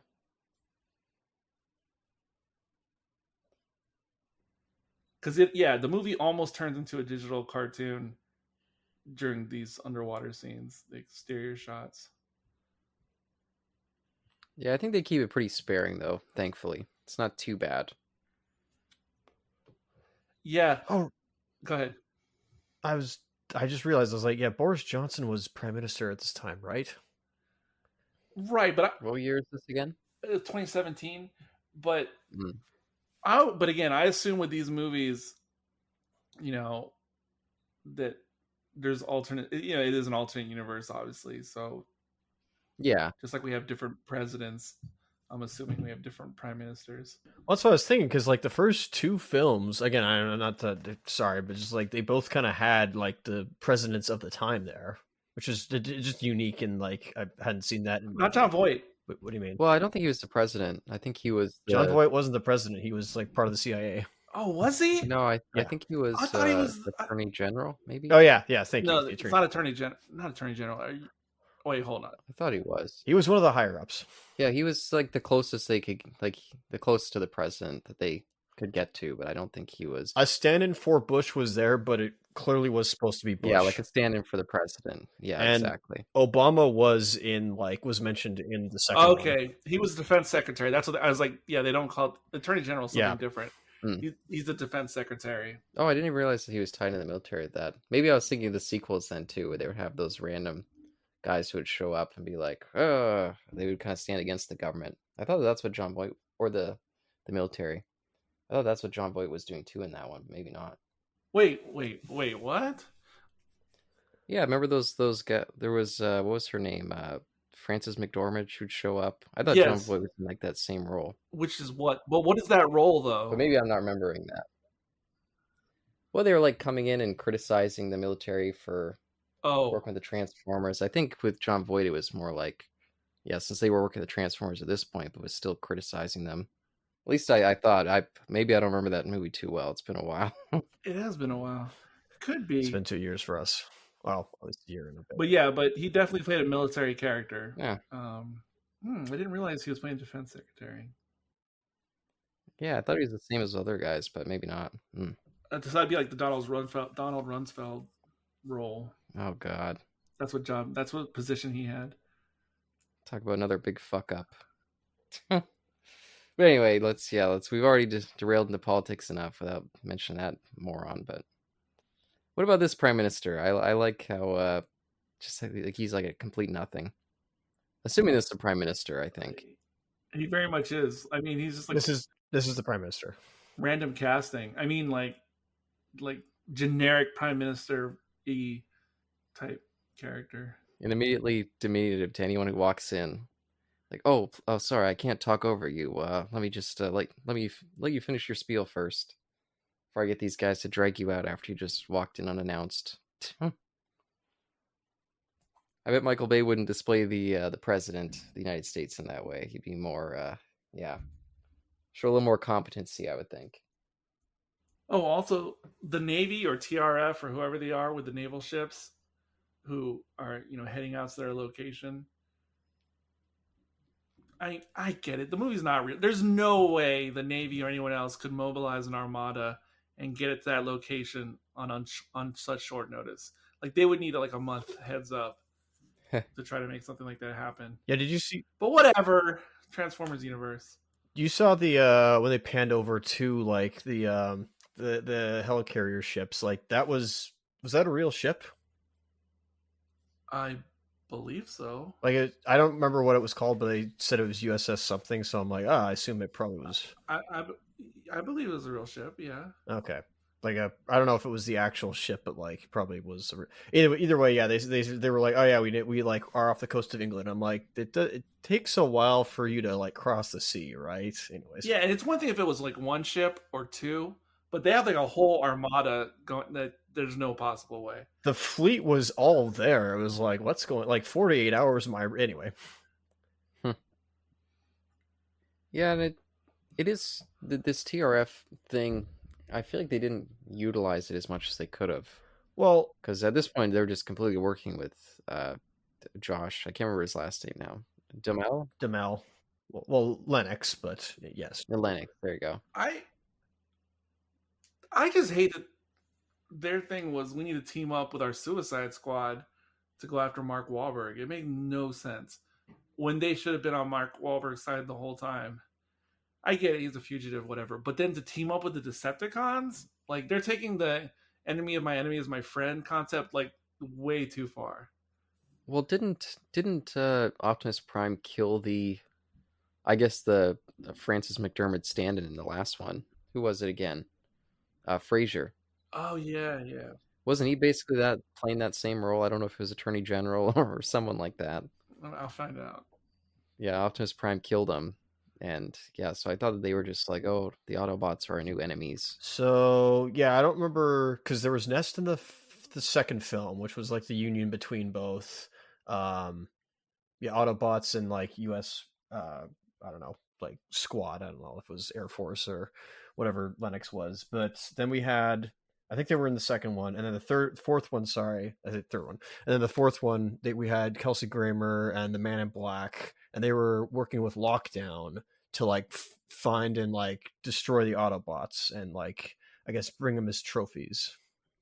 And then we have the TRF, or TRT, whatever they're called. So that's, I guess it's the Ashes of Nest or whatever the fourth one was called. Yeah, they're the new stand-ins. Cemetery Wind. So it just destroyed like part of the moon's surface. Never mind, it didn't actually like. But it's anchoring itself.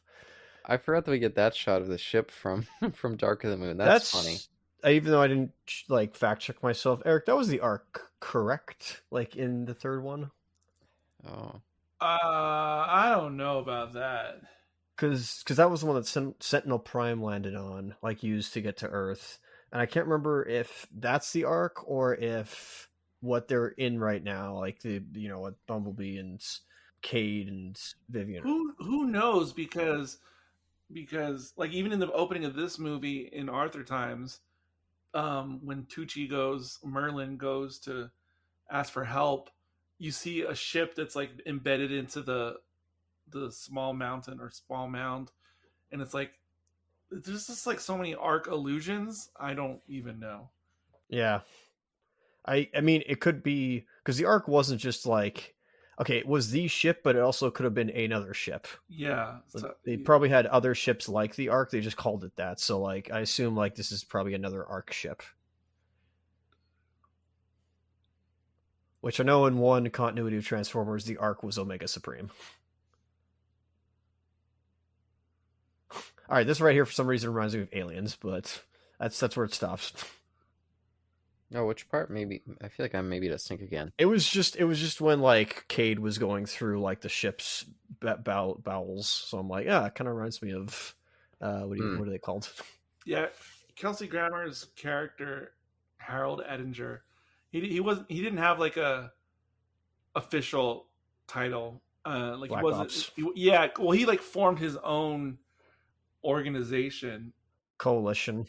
Yeah, which was called Cemetery Wind, which was his own personal like squad to go after Transformers, like in general. Yeah, I didn't know that. That's fair. So they're like, yes, He wasn't CIA or federal government or anything like that. other than being American.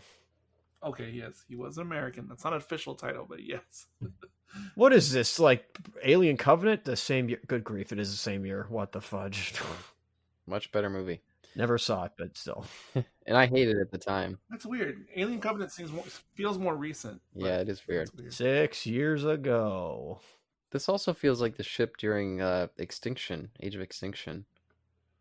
Lockdown ship, yeah. Lockdowns. Yeah, I mean it's probably based off of a similar like design potentially, but this one's much older. Yeah. Whereas that one was probably a lot newer but yeah, it's like a progenitor ship. ISS, I salute to you. Be cool to go to you one day. I assume he didn't actually go into. Well, no, he couldn't because I know Tom Cruise is going to try to film something in the International Space Station soon. Rip Brothers. I thought they were just going to completely destroy the whole ISS. Well, it got maybe caught in the cross. I don't know. I think they just go right by it. Oh wow, that's and funny. Just leave it alone. They completely ignore it. But I thought it was just going to completely destroy it in the movie. I just thought, yeah, I thought it was in the path. Like if a person's about to step on an ant, and they don't even realize, which sucks. Yes.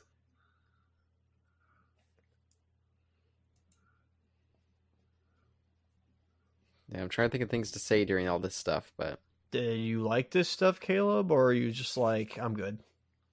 oh, I'm fine with it all. It's all progressing fine, the story wise, and this makes I'm never lost. Is the nice thing. I do like how our two co-leads had their like vintage character costume change. Yeah. Yes, they're explorer or 1930s garb. Like I agree. Hey, I mean, you guys. Oh, go ahead. Sorry, I'm still saying that like Mark Wahlberg probably would have made a better live action Nathan Drake.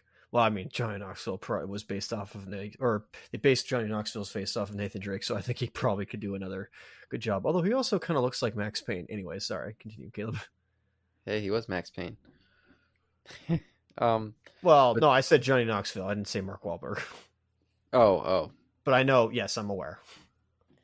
Yeah, I mean, you guys both watched the other 4 movies. I feel like by the time we get to this part of the plot and almost all of them, I feel like I'm already starting to lose track of the threads. And that's just a point to this one where I could keep track of what was going on almost all the way through, which that's just a surprise for these movies. Because I was so checked out the first 2 times I saw this movie, I never knew exactly what the plot was about until today. And it's all very clear enough to me now. Yeah. But I absolutely had no concept of it until today. Well, the thing of it is that all these movies are similar in that it's an artifact-based plot. They're always like trying to look for the MacGuffin of the piece. Because I remember in like the first one, they're looking for the Allspark. The second one's the Matrix of Leadership, and I guess also the Star Harvester. The third one doesn't really have anything other than like the Ark, and then after that, it's just like Sentinel Prime is evil and Megatron's back or still there, and they're trying to bring Cybertron to Earth, so they kind of dump that like MacGuffin plot. But then the fourth one, Optimus is getting is being captured by lockdown, so they kind of avoided that. So basically, it was back to basics in this one, where it's like, let's go just go back to a simple, like, plot, or fact plot, excuse me, where it's like, yeah, that's easy to find, like that's easy to remember, right? Yeah, but even those early ones, they always felt like there was so much going on that it was difficult to really keep track of one storyline. Even in that first one, I think there was the Sam Witwicky stuff. There was the two scientists with Anthony Anderson and that Australian scientist, and then there was, I feel like there was another thread. I can't remember what. Besides the Transformers, of course, there's the Decepticons. Yeah, I think this franchise had trained me, not to care about the plot. Hmm. That's the frame of mind I went into completely with this movie. So I just didn't pay any mind until today. And it's actually more interesting now that I know what it is. Yeah, it feels like the first one that has like a cohesive mythology that it's building. All these other ones, they kind of felt like they were just throwing whatever at the wall and seeing if it stuck. This one, it does feel like there's a real history that they're establishing. Not that they ever do anything with it since it's the last one in this timeline, but I do think that that mode that you're talking about right there was the same thing that Kat and Carl used when they did their turd off. Because this was another entry in there, and they were both like, "This is god awful. You couldn't get much worse than this." And I remember even at the time after I'd seen this, I was like, "Oh man, I'm surprised that they knocked as much as they did." But it was probably that same You thing. know, it's so weird that I mean, I honestly really don't truly hate any of the live action movies that I've seen, and I've seen them all, obviously. Because if I try to think what I think is the worst Michael Bay Transformer movie, I don't really know. To be honest, I know definitely what my favorite is, but I don't know what my least favorite is because not a single one really sticks out at me. Like maybe the fourth is my least favorite, but I don't hate the fourth one, so I don't feel right calling it that. Yeah, you don't want to hear me. Mine's crazy. Mine's 2, 1, 3, 4. That's the order for me up to this point. I still think a lot of people agree with you on two, but not one. That's the crazy part. Yeah. That's crazy. Yeah, I don't think those two are too far apart. I think they're far apart. Well, no, I don't think that. I think other people think that because I kind of like both of them, even though two is not as solid as one for me. I still really enjoy both of them.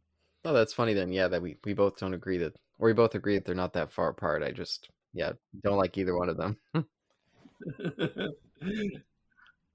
But another thing that I think improved the overall rating for this movie for me today, not to bog people down with tech specs or anything like that, but Oh, what always bothered me when this first came out on physical media, and I can't remember if I got it on Blu-ray first or if it was already on 4K when I got it. I don't know.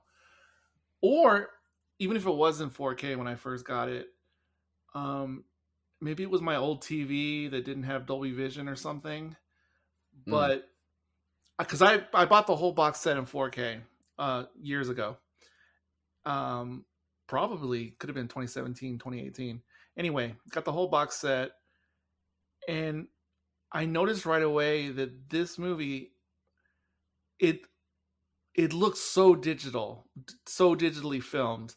Uh, like yeah. like it didn't have this color contrast.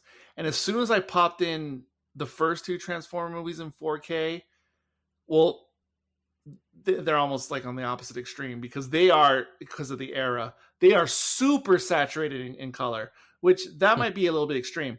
But the other thing they have going for them in 4K is they look like they were shot on film. Like they look so filmic. They look they look sultry on 4K. But this one looked very like flat and like almost like a little a light haze. Like the color did not pop at all, and it really bothered me. It caused me to kind of have like a distaste for this movie in general. And I was expecting that same experience when I popped it in the player today. But I guess it's my state of the art television I have now that I did not have in 2017. Because this movie just completely popped off the screen. I was not ready for it. It's also Yeah. in IMAX, which the second one is not an IMAX on the 4K. You got to get the Blu-ray version for the IMAX version. So it's an IMAX. It looks sultry. It looks more analog with the Dolby Vision. I was completely blown away. And I usually don't. This usually doesn't turn me that much in a movie. I hear Carl about to jump on me if you ever heard this, because he always says I just like things better because they're in 4K. Yeah. But it was not the 4K. It's the color. It's the color grade. It was always holding me back before, but it blew me away visually this time. So I guess the disc Yeah. was always right. I just needed the right television to go along with the player. It looks fantastic now. So that did make me enjoy the movie more. I'm not gonna lie. Yeah, and I'll say I'm typically very jarred by the different aspect ratios constantly switching back and forth. But when it does switch to that full frame, just gorgeous stuff, I can't help but be just charmed by how great it looks. So I can put up with the jarring constant switching for how great we get with those more. Yeah. I want to say Transformers 2 was the first home release of like an IMAX blockbuster video. I mean blockbuster movie. Um, and that looked amazing back then, circa 2009 or whenever that came out, 2008. That at the time that set the standard for Blu-rays. Mm. It still looks good now if you have a copy of that IMAX version of Transformers 2. Oh, and just since we just heard Bumblebee's voice for the first time, were you guys happy to see that? Even though they don't really give us an explanation as to why it was finally fixed. Yeah, that I'm stuck on the lack of explanation. Yes. And then once I get over that part, why does he sound the way he sounds? It's not a good voice. Yeah, there's no gravitas. There's nothing to Or it. it doesn't match. No. It's like they just got the most bland voice you could get. And yeah, I wish there was some explanation if it was like, "Oh, Prime, you strangled me and it fixed my thing somehow." That would have been something, but just no commenting on it just feels weird. Especially because they set up early in this one that they were still trying to fix it all this time. And then just to be fixed it with no explanation. Yeah, just not the most satisfying thing. Oh, but Isaac, any thoughts? Because I know that always bothered you with that. You know what? I'll pass. I think at this point I'll just sound like a whiny bitch, so it's like I'll pass. Sure. Yeah, I just thought it was just an odd choice all around. And there's been so many odd choices throughout this whole debacle of a franchise. I just don't know what to think at this point. And I also just don't care, really. I mean, come on. I mean, who could care? And that's why I kind of give this movie a pass overall. Because yeah, I think this movie, despite being way too long, as they all always seem to be, and even though they still make their bad choices, just again throwing in characters that are just in name only, at least it's a coherent story. At least it has some cool sort of mythology going on. And again, not to overstate, because I feel like maybe I've so far in this commentary maybe overpraised it or overemphasized how much I like it. I still don't think I'd ever really go back and watch this again just for my own enjoyment. None of these Transformers movies I would willingly just go back and watch again just for fun. But at least with this one, I feel like I could hold on to it and sit through it the whole way through, even though I was starting to look at my watch, but probably around this time, the 2 hour mark.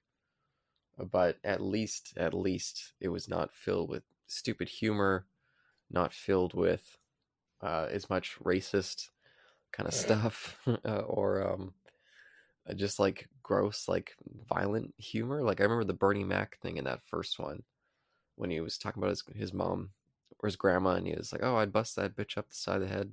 and I was like, what the fuck? Like, why is there such like an anger to this this humor? So yeah, that definitely helps me to be able to enjoy this one more than Yeah, for the sure. that other crap. By the way, I think me and Isaac talked about this just a little while ago, that I went back and rewatched The Rock somewhat recently. And even though it was definitely a better movie than any of these Transformers movies, I'd always loved it as a kid. Even going back to it now, some of that weird Michael Bay humor Oh yeah, there's it's in there. It's not as strong as some of his like Bad Boys or the Transformers movies. But yeah. yes, some more like just odd bits of humor. And I get the sense that he does that same style that they do with the MCU. I think me and Isaac talked about this too, with how they just do like a lot of like improv. It's like, okay, today we're gonna pick the joke scenes, and everyone just kind of just riff and let's see what we can get. And I don't know, maybe Michael Bay like brings something out in these folks, or I don't know, but it always is that weird like base humor. Yeah, and that's just not for me. But but I did really like the scale of when they're like, oh, like this is our last night, when they say to Cade, and they all stood up and did their honor for him, and Cade was so small compared to them. I just thought that was a cool little bit of kind of kaiju imagery. Yeah. Even though I don't necessarily share your thoughts, Eric, that these are like American kaiju films. Even though I understand your argument, it just for whatever reason it doesn't really click in my head that way. But that one image did feel that way for Yeah, me. they're not obviously they're not actual kaijus like larger than life. I mean, much larger in life in scale, battling Yeah, creatures or like because those are almost like godlike entities, obviously. yeah, But the reason they are like kaiju movies is because they are this non-human, like extreme presence um, that is obviously separate from the humans that the humans try to interact with. But they function the same, really. The Transformers function the same as kaiju's, even though they're not the same thing.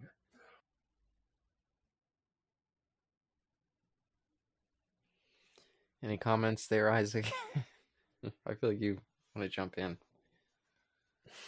I really was like trying to dissect, and I probably would have to watch this multiple times. I was really trying to dissect like what all the meaning and like the images and what the story is here. Like not what it is, but I'm trying to think of like what how I can relate all this to like form a good argument or a good like analyze the film as a critic. And I came out with nothing. I'm like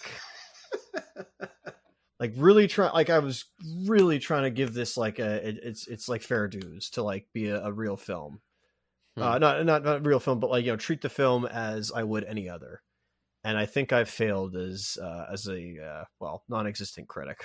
But just to, I mean, the last night in particular of the series, Yeah, I was really trying to. Well, just no. I meant like the movie. right, the movie. I mean, like you could do it for the other movies, but not this one, the other Transformer movies. Well, I never. Well, no, I could. I would have to do that for those, but for this one, I was really trying hard to like how do I like Well, make a form an argument here? How do I like what can I say? What can I like analyze and extrapolate from this plot? And I got nothing. do you feel like you could follow the plot? Like you knew what was going on all the way through? The plot's very easy to like stay here. Like it's we have Yeah, all the like these soul. It's a war like where we basically see a battlefield take place. Whether it's like humans or Autobots, like this is a war that's going on right now, and they're trying to basically stop Galactus from consume like destroying other Galactus. yeah. Well, I don't know about other Galactics, but Well, given that other Galactus is the Earth, but again, sorry, projecting. I gotta stop. Yeah, it's not. I gotta stop. Yeah, you gotta forgive Caleb on that one because it's not explained to any degree. Because all the stuff that's unspoken that a Transformer fan would fill in the blanks with, yes, it is like a Galactus type thing, but none of that is really shared in this movie. So you'd have to deduce it from like an offhand remark that Quintessa makes as the only reference. yeah, I'll tell you what I am thinking from what they're presenting here, because they don't really give us an explanation. I almost got the sense that this was almost like Prometheus, where the Transformers like almost created this planet that the humans are living on, and then they went their own way. Maybe it was these Quintessa people. Maybe they created this. They're like the engineers. And then years later, the Transformers are called back, and then that's why they've been tied up with Earth all this time. But that Earth itself wouldn't exist. Same way maybe Cybertron wouldn't exist if it wasn't for these Quintessa people. Okay. So is that fitting anywhere? Did you guys track that with the plot presented here? I mean, I think that's a good deduction based on the materials given, but I don't think that's the direction they're going or trying to imply. Although I was going to say another recent movie that harkens back to this climax, which I don't fully understand. Well, I understand maybe a little bit better, is The Eternals. You don't see any parallels there with the climax of that movie and this movie?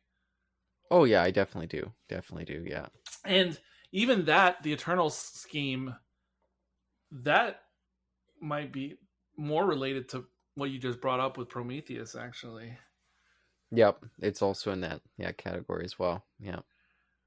But Quintessa drops a hint earlier in the movie when she first encounters Prime, or vice versa.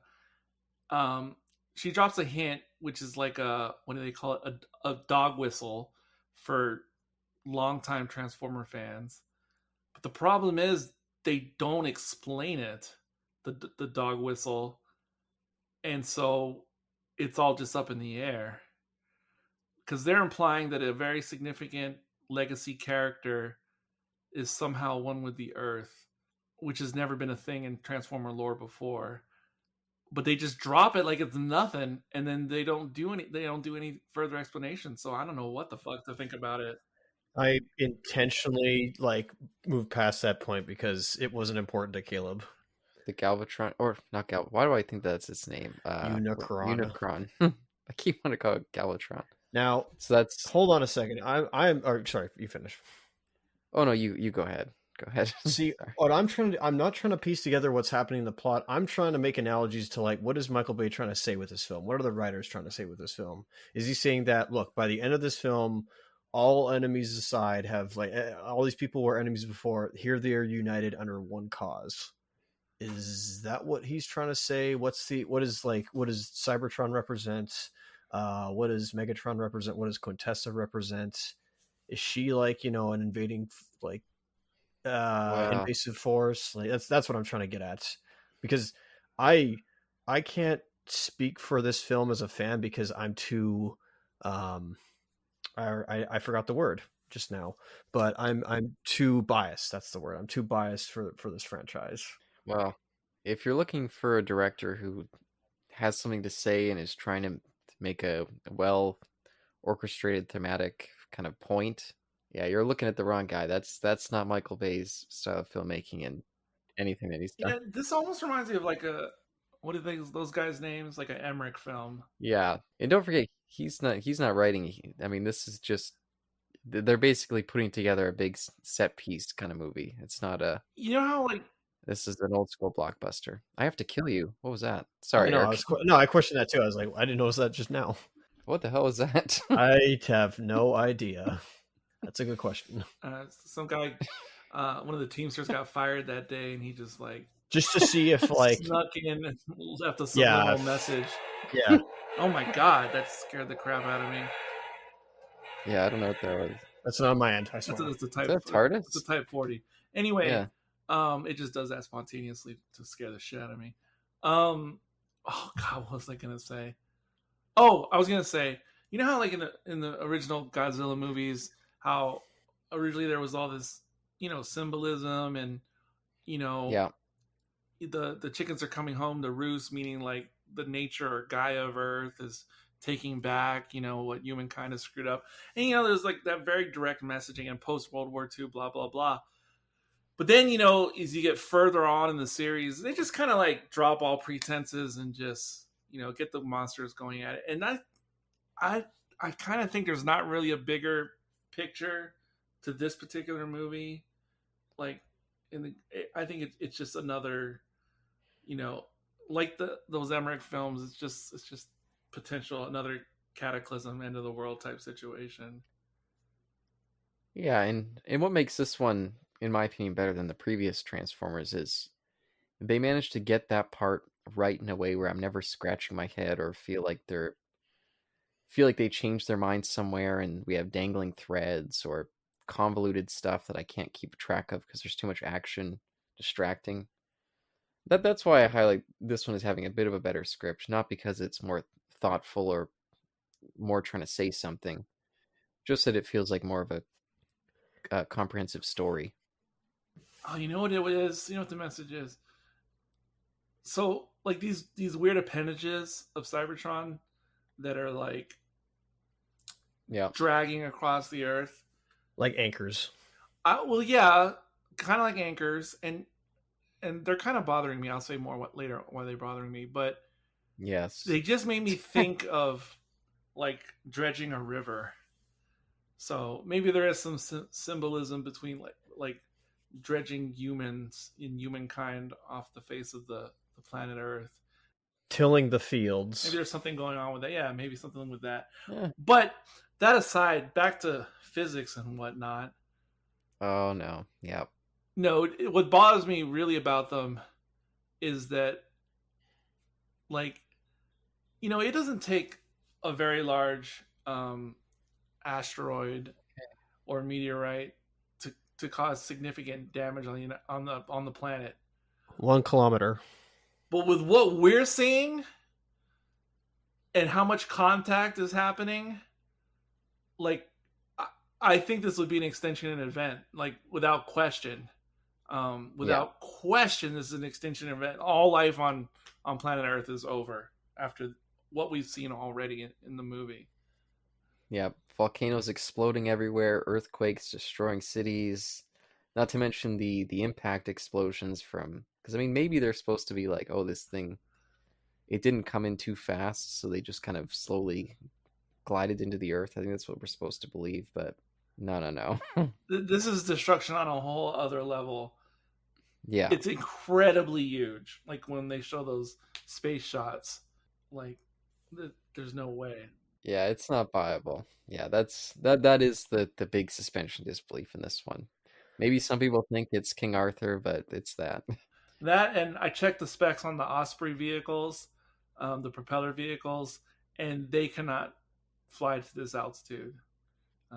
That's another thing, because they mentioned the movie they're 20,000 feet, and Ospreys cannot go to 20,000 feet. Well, I'll just say as a bird watcher, I just 2 days ago for the first time ever, I saw an osprey just flying around in Surrey, BC. And I always knew they were here. I just never once seen one, and I've always been looking, and I finally saw one. So that's not interesting to anyone but me, but I just figured I'd mention it. I didn't really know what an Osprey looked like until right now, and I Yeah, they're guess beautiful birds. I can see the resemblance to the vehicle. I mean, Oh, that's what that looks like. So the dragon looks like Atomic Scrap Dragon from Yu-Gi-Oh. That's hilarious. I think I got it. I think the climax of this film, and maybe like what the message is trying to say, though not really, is so Earth is secretly Unicron, this transformer, and Quintessa is the antithesis of Unicron, and so she wants to destroy the Earth. well, yeah, they're arch enemies. Yeah, at least like what the movie has presented. I'm thinking initially I was thinking like, oh, maybe it's similar to Man of Steel, where like Zod wants to terraform the Earth to become New Krypton, but it's not. I mean, maybe Well, Quintessa is going to use like the Earth's material, like Unicron's materials, to like I guess restore Cybertron. So yes, in a way, it's similar to that. yeah, in a technological kind of way, I think. So it's Yeah, no different than organism feeding off of another organism to sustain its life. Okay. Kinda, yeah. like humans are parasites on the earth. That kind of is that you think that's what they're saying? I didn't say that. I just said like I'm going. Hold on a second, sir. I just boiled it down to like what any organism does, But where it eats another organism, or at least it needs to feed and have energy to sustain itself. from a transformer point of view, you would it would be hard not to think of humans as like a parasite on the Earth, aka Unicron. Now, from another point of view, from a James Cameron point of view, this is like the anti Avatar Pandora. Yeah. Because here the humans are the Na'vi, and the Transformers are the humans. I guess my question is that if, well, obviously we're not going to have this, but if Unicron is a Transformer, how did humans come to be exactly? Because if it's a giant metal robot in the form of the Earth, where did the biological component come from? Unless like we're all like all these humans in this world are secretly Well, machines. No, we're not secretly machines. I don't think that's what. Okay. I figure that the kind of the rock and stuff built around it, and it's just been dormant all this time. Yes. And then the organic element showed up the same way any organic element would show up, just over time. Yes. Meteorites. Okay. Yes. Well, if we go with that theory. Yeah, but just mass coalescing. Okay. Yeah. So yeah, Unicron would just be this big thing. It just Unicron would have to be billions of years old, I guess. Yeah. And then, yes, if it's just this huge mass, it's just going to draw in over millennia. It's going to draw in organic matter, etc., other elements, and yes, life. No, yeah, like you said, life would just form the way it does.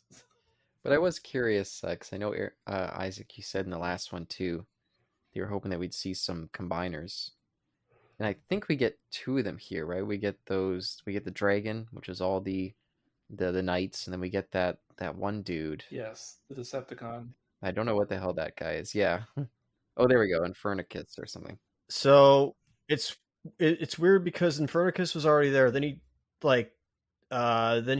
Separated. Unlinked. Yeah, he separated, and then they, I guess, just to like showcase the fact that we can do it.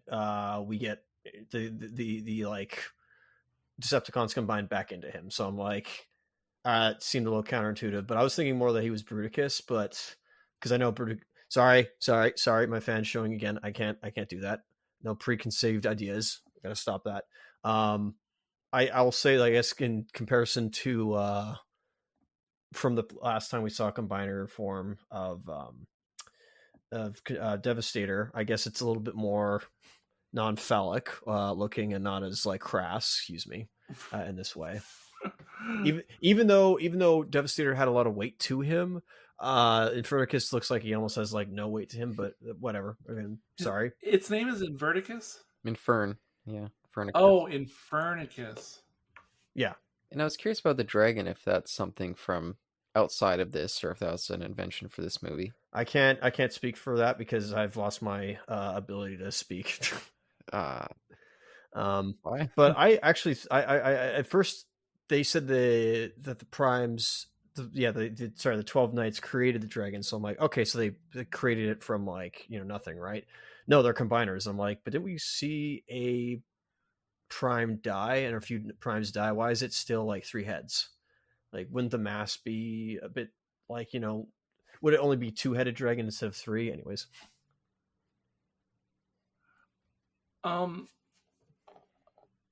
There was a dragon, at least one I can think of, maybe 2, like Transformers before, but nothing like this.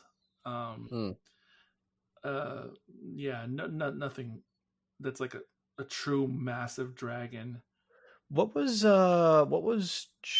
great. So Optimus in the last film was he was riding Grimlock, and in this one he's switched Grimlock out for a Blue Eyes Ultimate Dragon, making him Dragon Master Knight. Anyway, and I will say with the dragon, I like the idea. I just wish that it looked more like how they have the Transformers look now.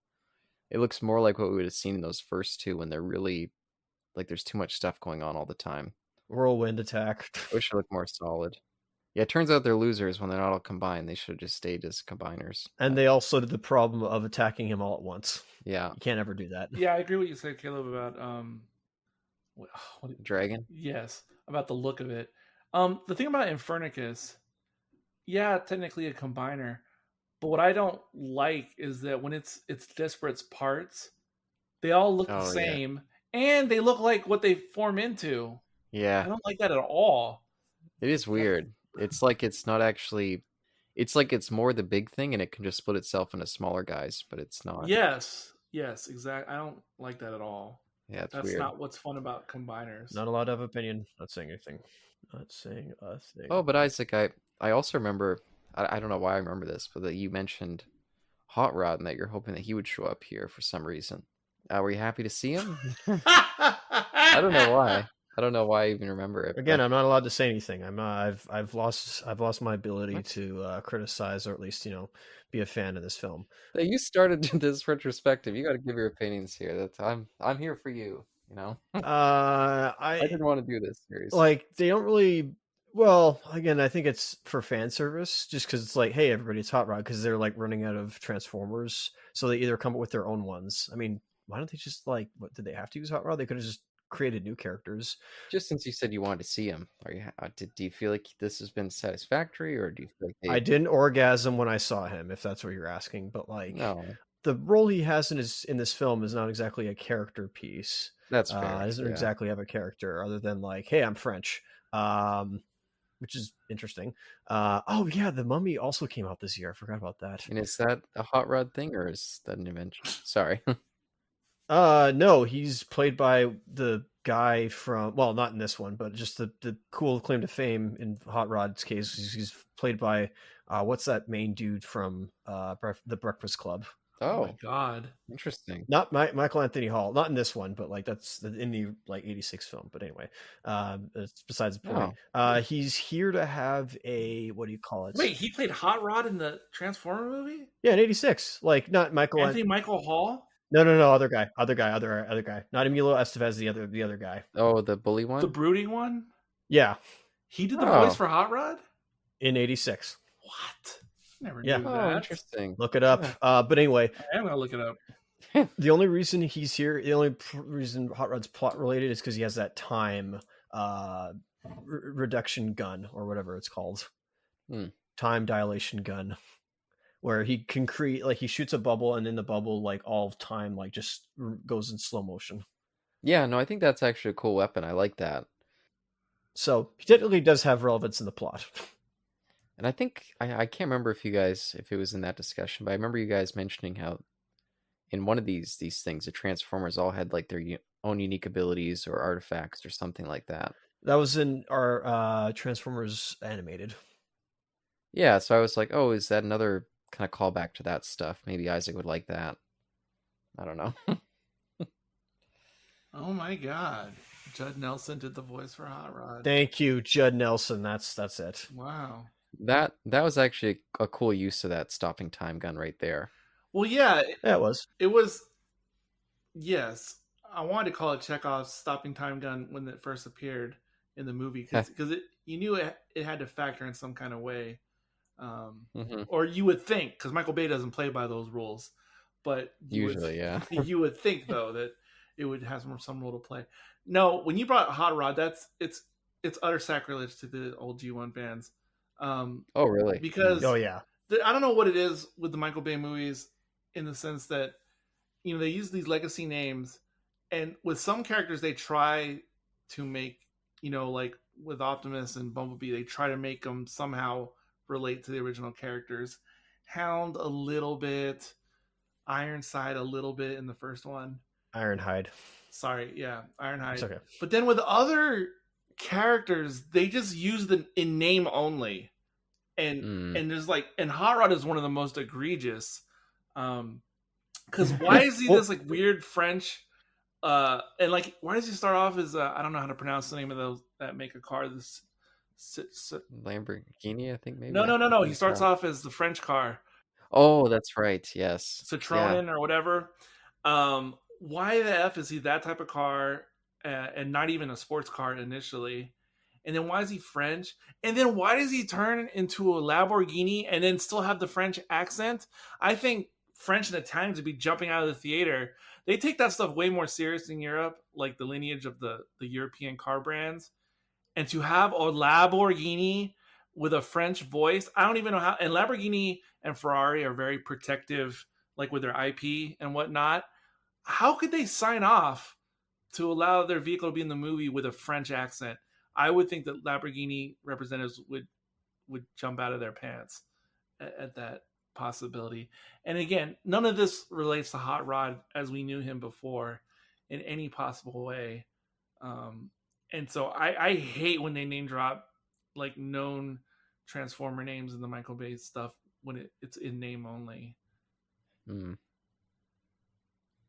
Well, that's fair, and that's what I was curious about because for some reason, the name stood out, and so when he showed up, I was like, oh, maybe they'll be happy about this guy, but yeah, I don't know. And by the way, what is with this technology? Like, it's so OP, you should be using it all the time. Yeah, I thought maybe only Hot Rod had it. It was like his own unique ability. And I was like, oh, maybe it'd be more cool if the Transformers were unique and they all had their own stuff. But It's a cool thing, but it's a game breaker.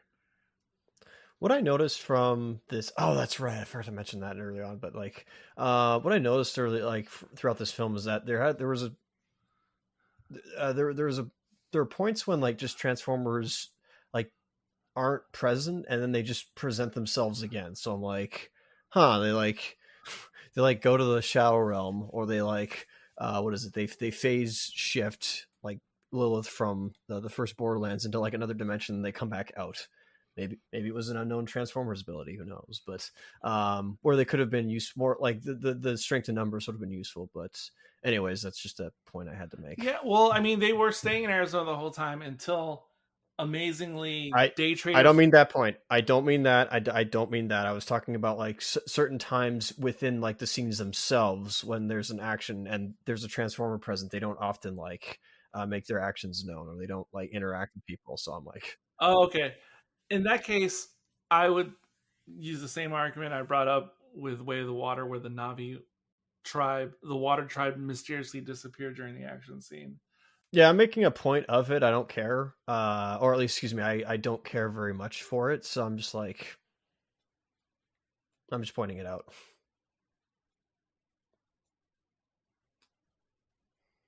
I think Bay here is talking about family in an extended kind of way. yeah, Right. I mean, yeah, I think that's the implication. yeah. And here we get the oh boy, and this is one where I didn't laugh. Where Optimus Prime goes into his speechifying. It just feels a lot less overdone and obnoxious, like a lot of them are. Most of the time, whenever I get to this end speech, I'm rolling my eyes so hard that I almost want to just switch it off right then. You know, So this insane climax that happens, I mean, the actual situation of Cybertron, etc. And this feels like something that would come out of a New Who RTD series finale. 100%, 100 and Of course, there's the end of time, but without even going there, yeah, it's just Last of the Time Lords. something that's on a unimaginable scale that there's no way Earth could possibly survive. Now, this is Yep. weird. This what's happening right now because I feel like this was supposed to be a mid or end credit sequence, but they just literally stuck it to the end of the movie. Yeah, and I do think it's interesting. It does feel intriguing, but Well, the fact that it was never followed up on it I do wish that it wasn't immediately following the end. I Like, have PTSD from the end of the X-Men movie Days of Future Past because its post-credit scene was very similar to this, and it got me so hyped up at the time. And then when Apocalypse came out, it was an apocalypse in more ways than one.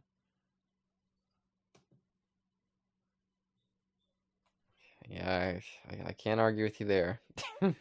And it's weird that what's her name, Uh, Gemma. Um, Edgerton, maybe, I don't or know no? why am I forgetting her last name.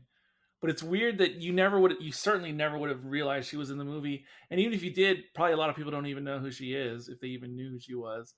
Uh, and you just get to see her for that tease at the end. Yeah. Oh, but yeah, since we've come to the end of yet another Transformers movie, I feel like we actually didn't talk about all the plot stuff that much, which Hardly. yeah, which again I feel like is more interesting than some of the stuff we've got in the past, and that's my biggest strong suit. I'll never really be into these Transformers movies. They're just not the type of movie that I watch in my spare time for my own enjoyment. But for one that I've been forced to watch for a podcast, I do think that this one feels like a touch above the previous entries. I would still say, since we've been doing the Fast and Furious stuff as well, this is on par with the last couple Fast and Furious movies. I feel like it's Gemma Chan. Yeah, exactly. Gemma Chan.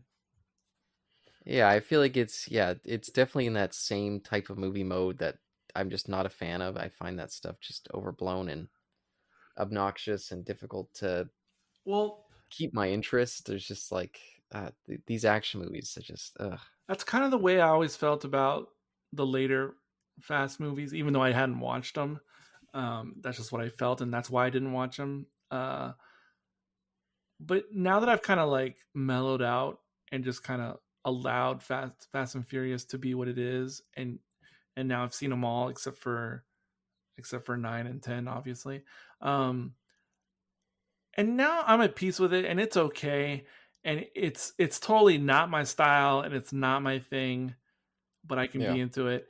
And I definitely think that Transformer movies or the franchise with Michael Bay and Fast and Furious, I definitely feel like they're in some kind of similar space in terms of genre.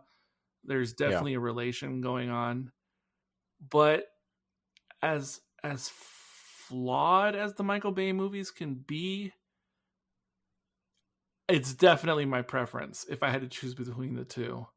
And it probably is partially the nostalgia connection, or maybe it's because I'd rather default to, if I'm going to go for mindless action, I guess I'd rather go for the more sci-fi oriented versus the espionage oriented. Yeah. Maybe that's another bias I would have.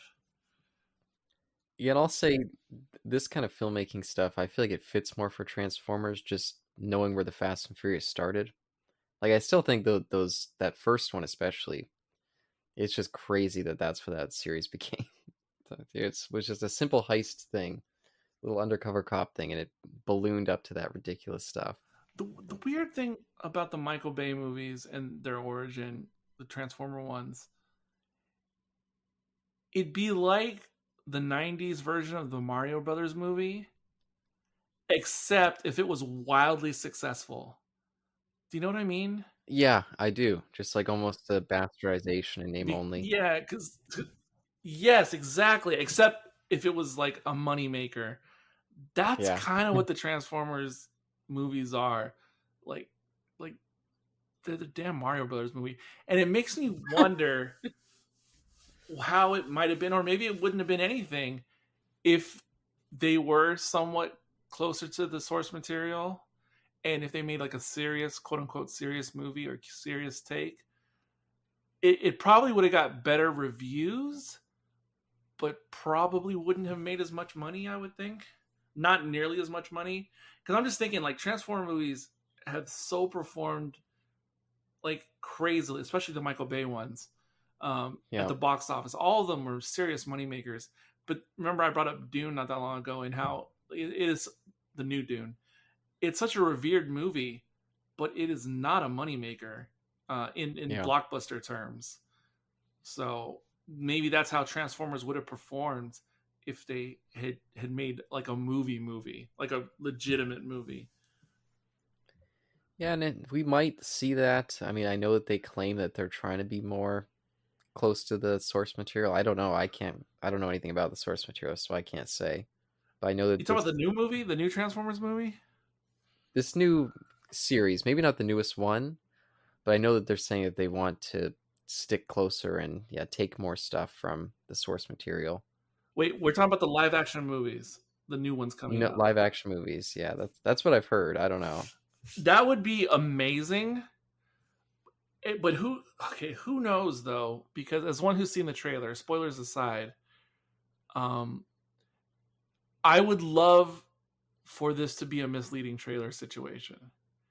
Hmm. Because spoilers aside, one of the biggest takeaways I got from the newer trailers for the newest movie, like the trailers scream, like, "Did you miss Michael Bay's touch?" Well, we're going back to that well, baby. Like that's the tone of the trailers to me. I would Yeah. love that to be a misdirection. Yeah, and I'll say this stuff that I heard. This was coming out post Bumblebee, and I was reading about it before this movie was any trailers were around. This was back in like 2021. After seeing Bumblebee and being like, "Oh, that was an interesting change of direction." And I was reading some of the stuff that was coming about the newer one.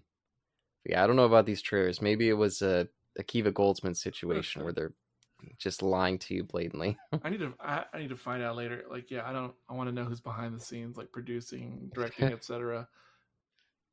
Could be Goldsman again. Oh boy. Um, But how about you guys for your final thoughts for this one? Oh boy. I've said most of my final thoughts already in what we were just discussing, but Yeah. just to add, fun fact, because I was like, Bumblebee, what is up with his voice? Who is this guy? Because they have pretty notable people, voicing the other Autobots in this movie. Apparently, Eric Adal, um, he's not really a voice actor at all, which I guess partially explains it. He's actually the sound editor on these Transformer movies primarily, and he was nominated for his work on Transformers: Dark of the Moon. I mean, nominated for an Oscar for that sound editing. Um, he actually was one of the people who worked on Godzilla's Roar for the 2014 Godzilla film. Hmm. He also did the sound for A Quiet Place. I know that's ironic, but yeah. So I guess this is like just a nod to him. Hey man, we're gonna let you cameo as the iconic voice of Bumblebee. So Well, I guess that's nice. Yeah.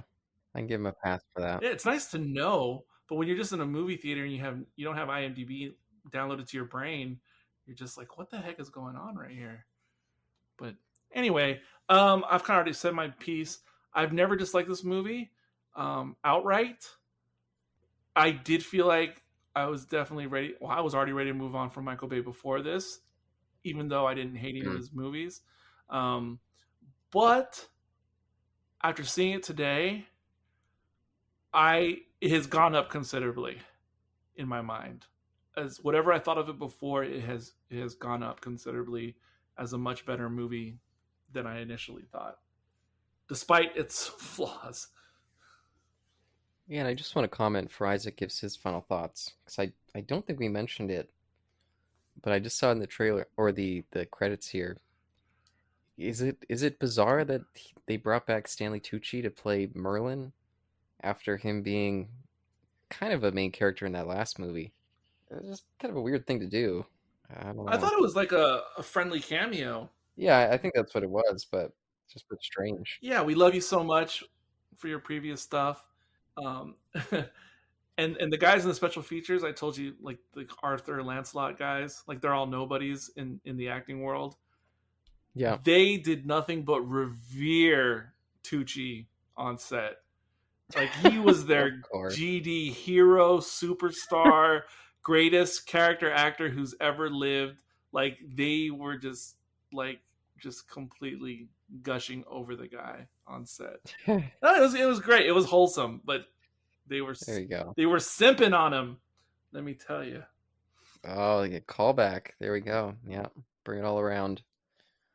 And speaking of Isaac, do you want to give your final thoughts there? I think I also figured it out. I think Transformers are an analogy to people that come from a different land, potentially, like come outside from the land, and the whole idea that what Cade Yeager was fighting for was that we should, like, be the other, like, those who represent America, as like the TFR or TFT, excuse me, they represent America and what their standards are, and that they don't want these Transformers out of here. So maybe that's the idea, is that like the whole movie is about working together, despite your like despite what like species you're with, despite what where you come from, is that we all need to like unite to stand up against a force that wishes for extermination. Uh, well, it could be, could be. I don't know. I'm really trying here. I'm really trying here to like give this movie like some reason to exist. No, it could be, but like another way to look at it, if we're gonna take it serious, um, Quintessa, she is like the Cybertronian. She's the embodiment of a Satan like character, and I mean the concept of Satan, not necessarily the biblical Satan, Of course not. but the concept of Satan. She's basically that to the Cybertronian kind, and so then it just becomes like random. I mean, because ultimately, yes, there's a coalition aspect, and there's no doubt about that. But it's still very much good versus evil in the classical sense, because she is Satan in the sense of everything that can undo our world personified. Because I don't know what else her motivation is. Well, I mean, I know she has revenge. That's part of her motivation, but that revenge entails of like total destruction of our world. Yeah, I think that's probably something. So I know my thoughts aren't, and my vocabulary and the way I'm speaking is not all there, but I think something like that is what this movie is about. I guess that's what all these movies are about. Is that no matter the Transformers being an analogy for the other, is that those of course there's two, like there's the Autobots, they're like they're one part of the other, they're like the good aspect of the other, and then there's the Decepticons who are, well, obviously the bad traits of the other. But those who make their actions known of wanting to decimate and assault and to enslave and whatever barricades Punish. mantra was on his, yeah, to enslave and punish, thank you, those who wish to spread like hate and dominate, that is the enemy. Whereas those who wish to bear open arms and to, even though they didn't exactly share their technologies with each other, the Transformer, the Autobots, I mean, they still wish to give a hand to the humans. I guess that's the people we should be, in league with and trust. So I hope that all the many people who worked on this film were compensated. They didn't have to work crunch time. I think, despite me not liking all the effects, I think they, you guys did a good job. I hope I hope you guys get recognition for this, and go on to work in other good projects. This movie made a lot of money. If you enjoyed this movie, that is definitely good. But I'm definitely going to be putting a not feeling it on here. So yeah, I guess we have one more of these to do before we get to 86, and we'll probably put out a discussion video over the what's that movie called? Rise of the, I keep wanting to call it Rise of the Beast Machines, but it's called something else. It's just Rise of the Beast. Okay, Rise of the Beast. Thank you, sir. But thank you, both of you, for joining me on this adventure again. Eric, I know you had a hoot of a time. Caleb, I know you really don't want to be here, and thanks for being here. I definitely owe you one, as I usually say.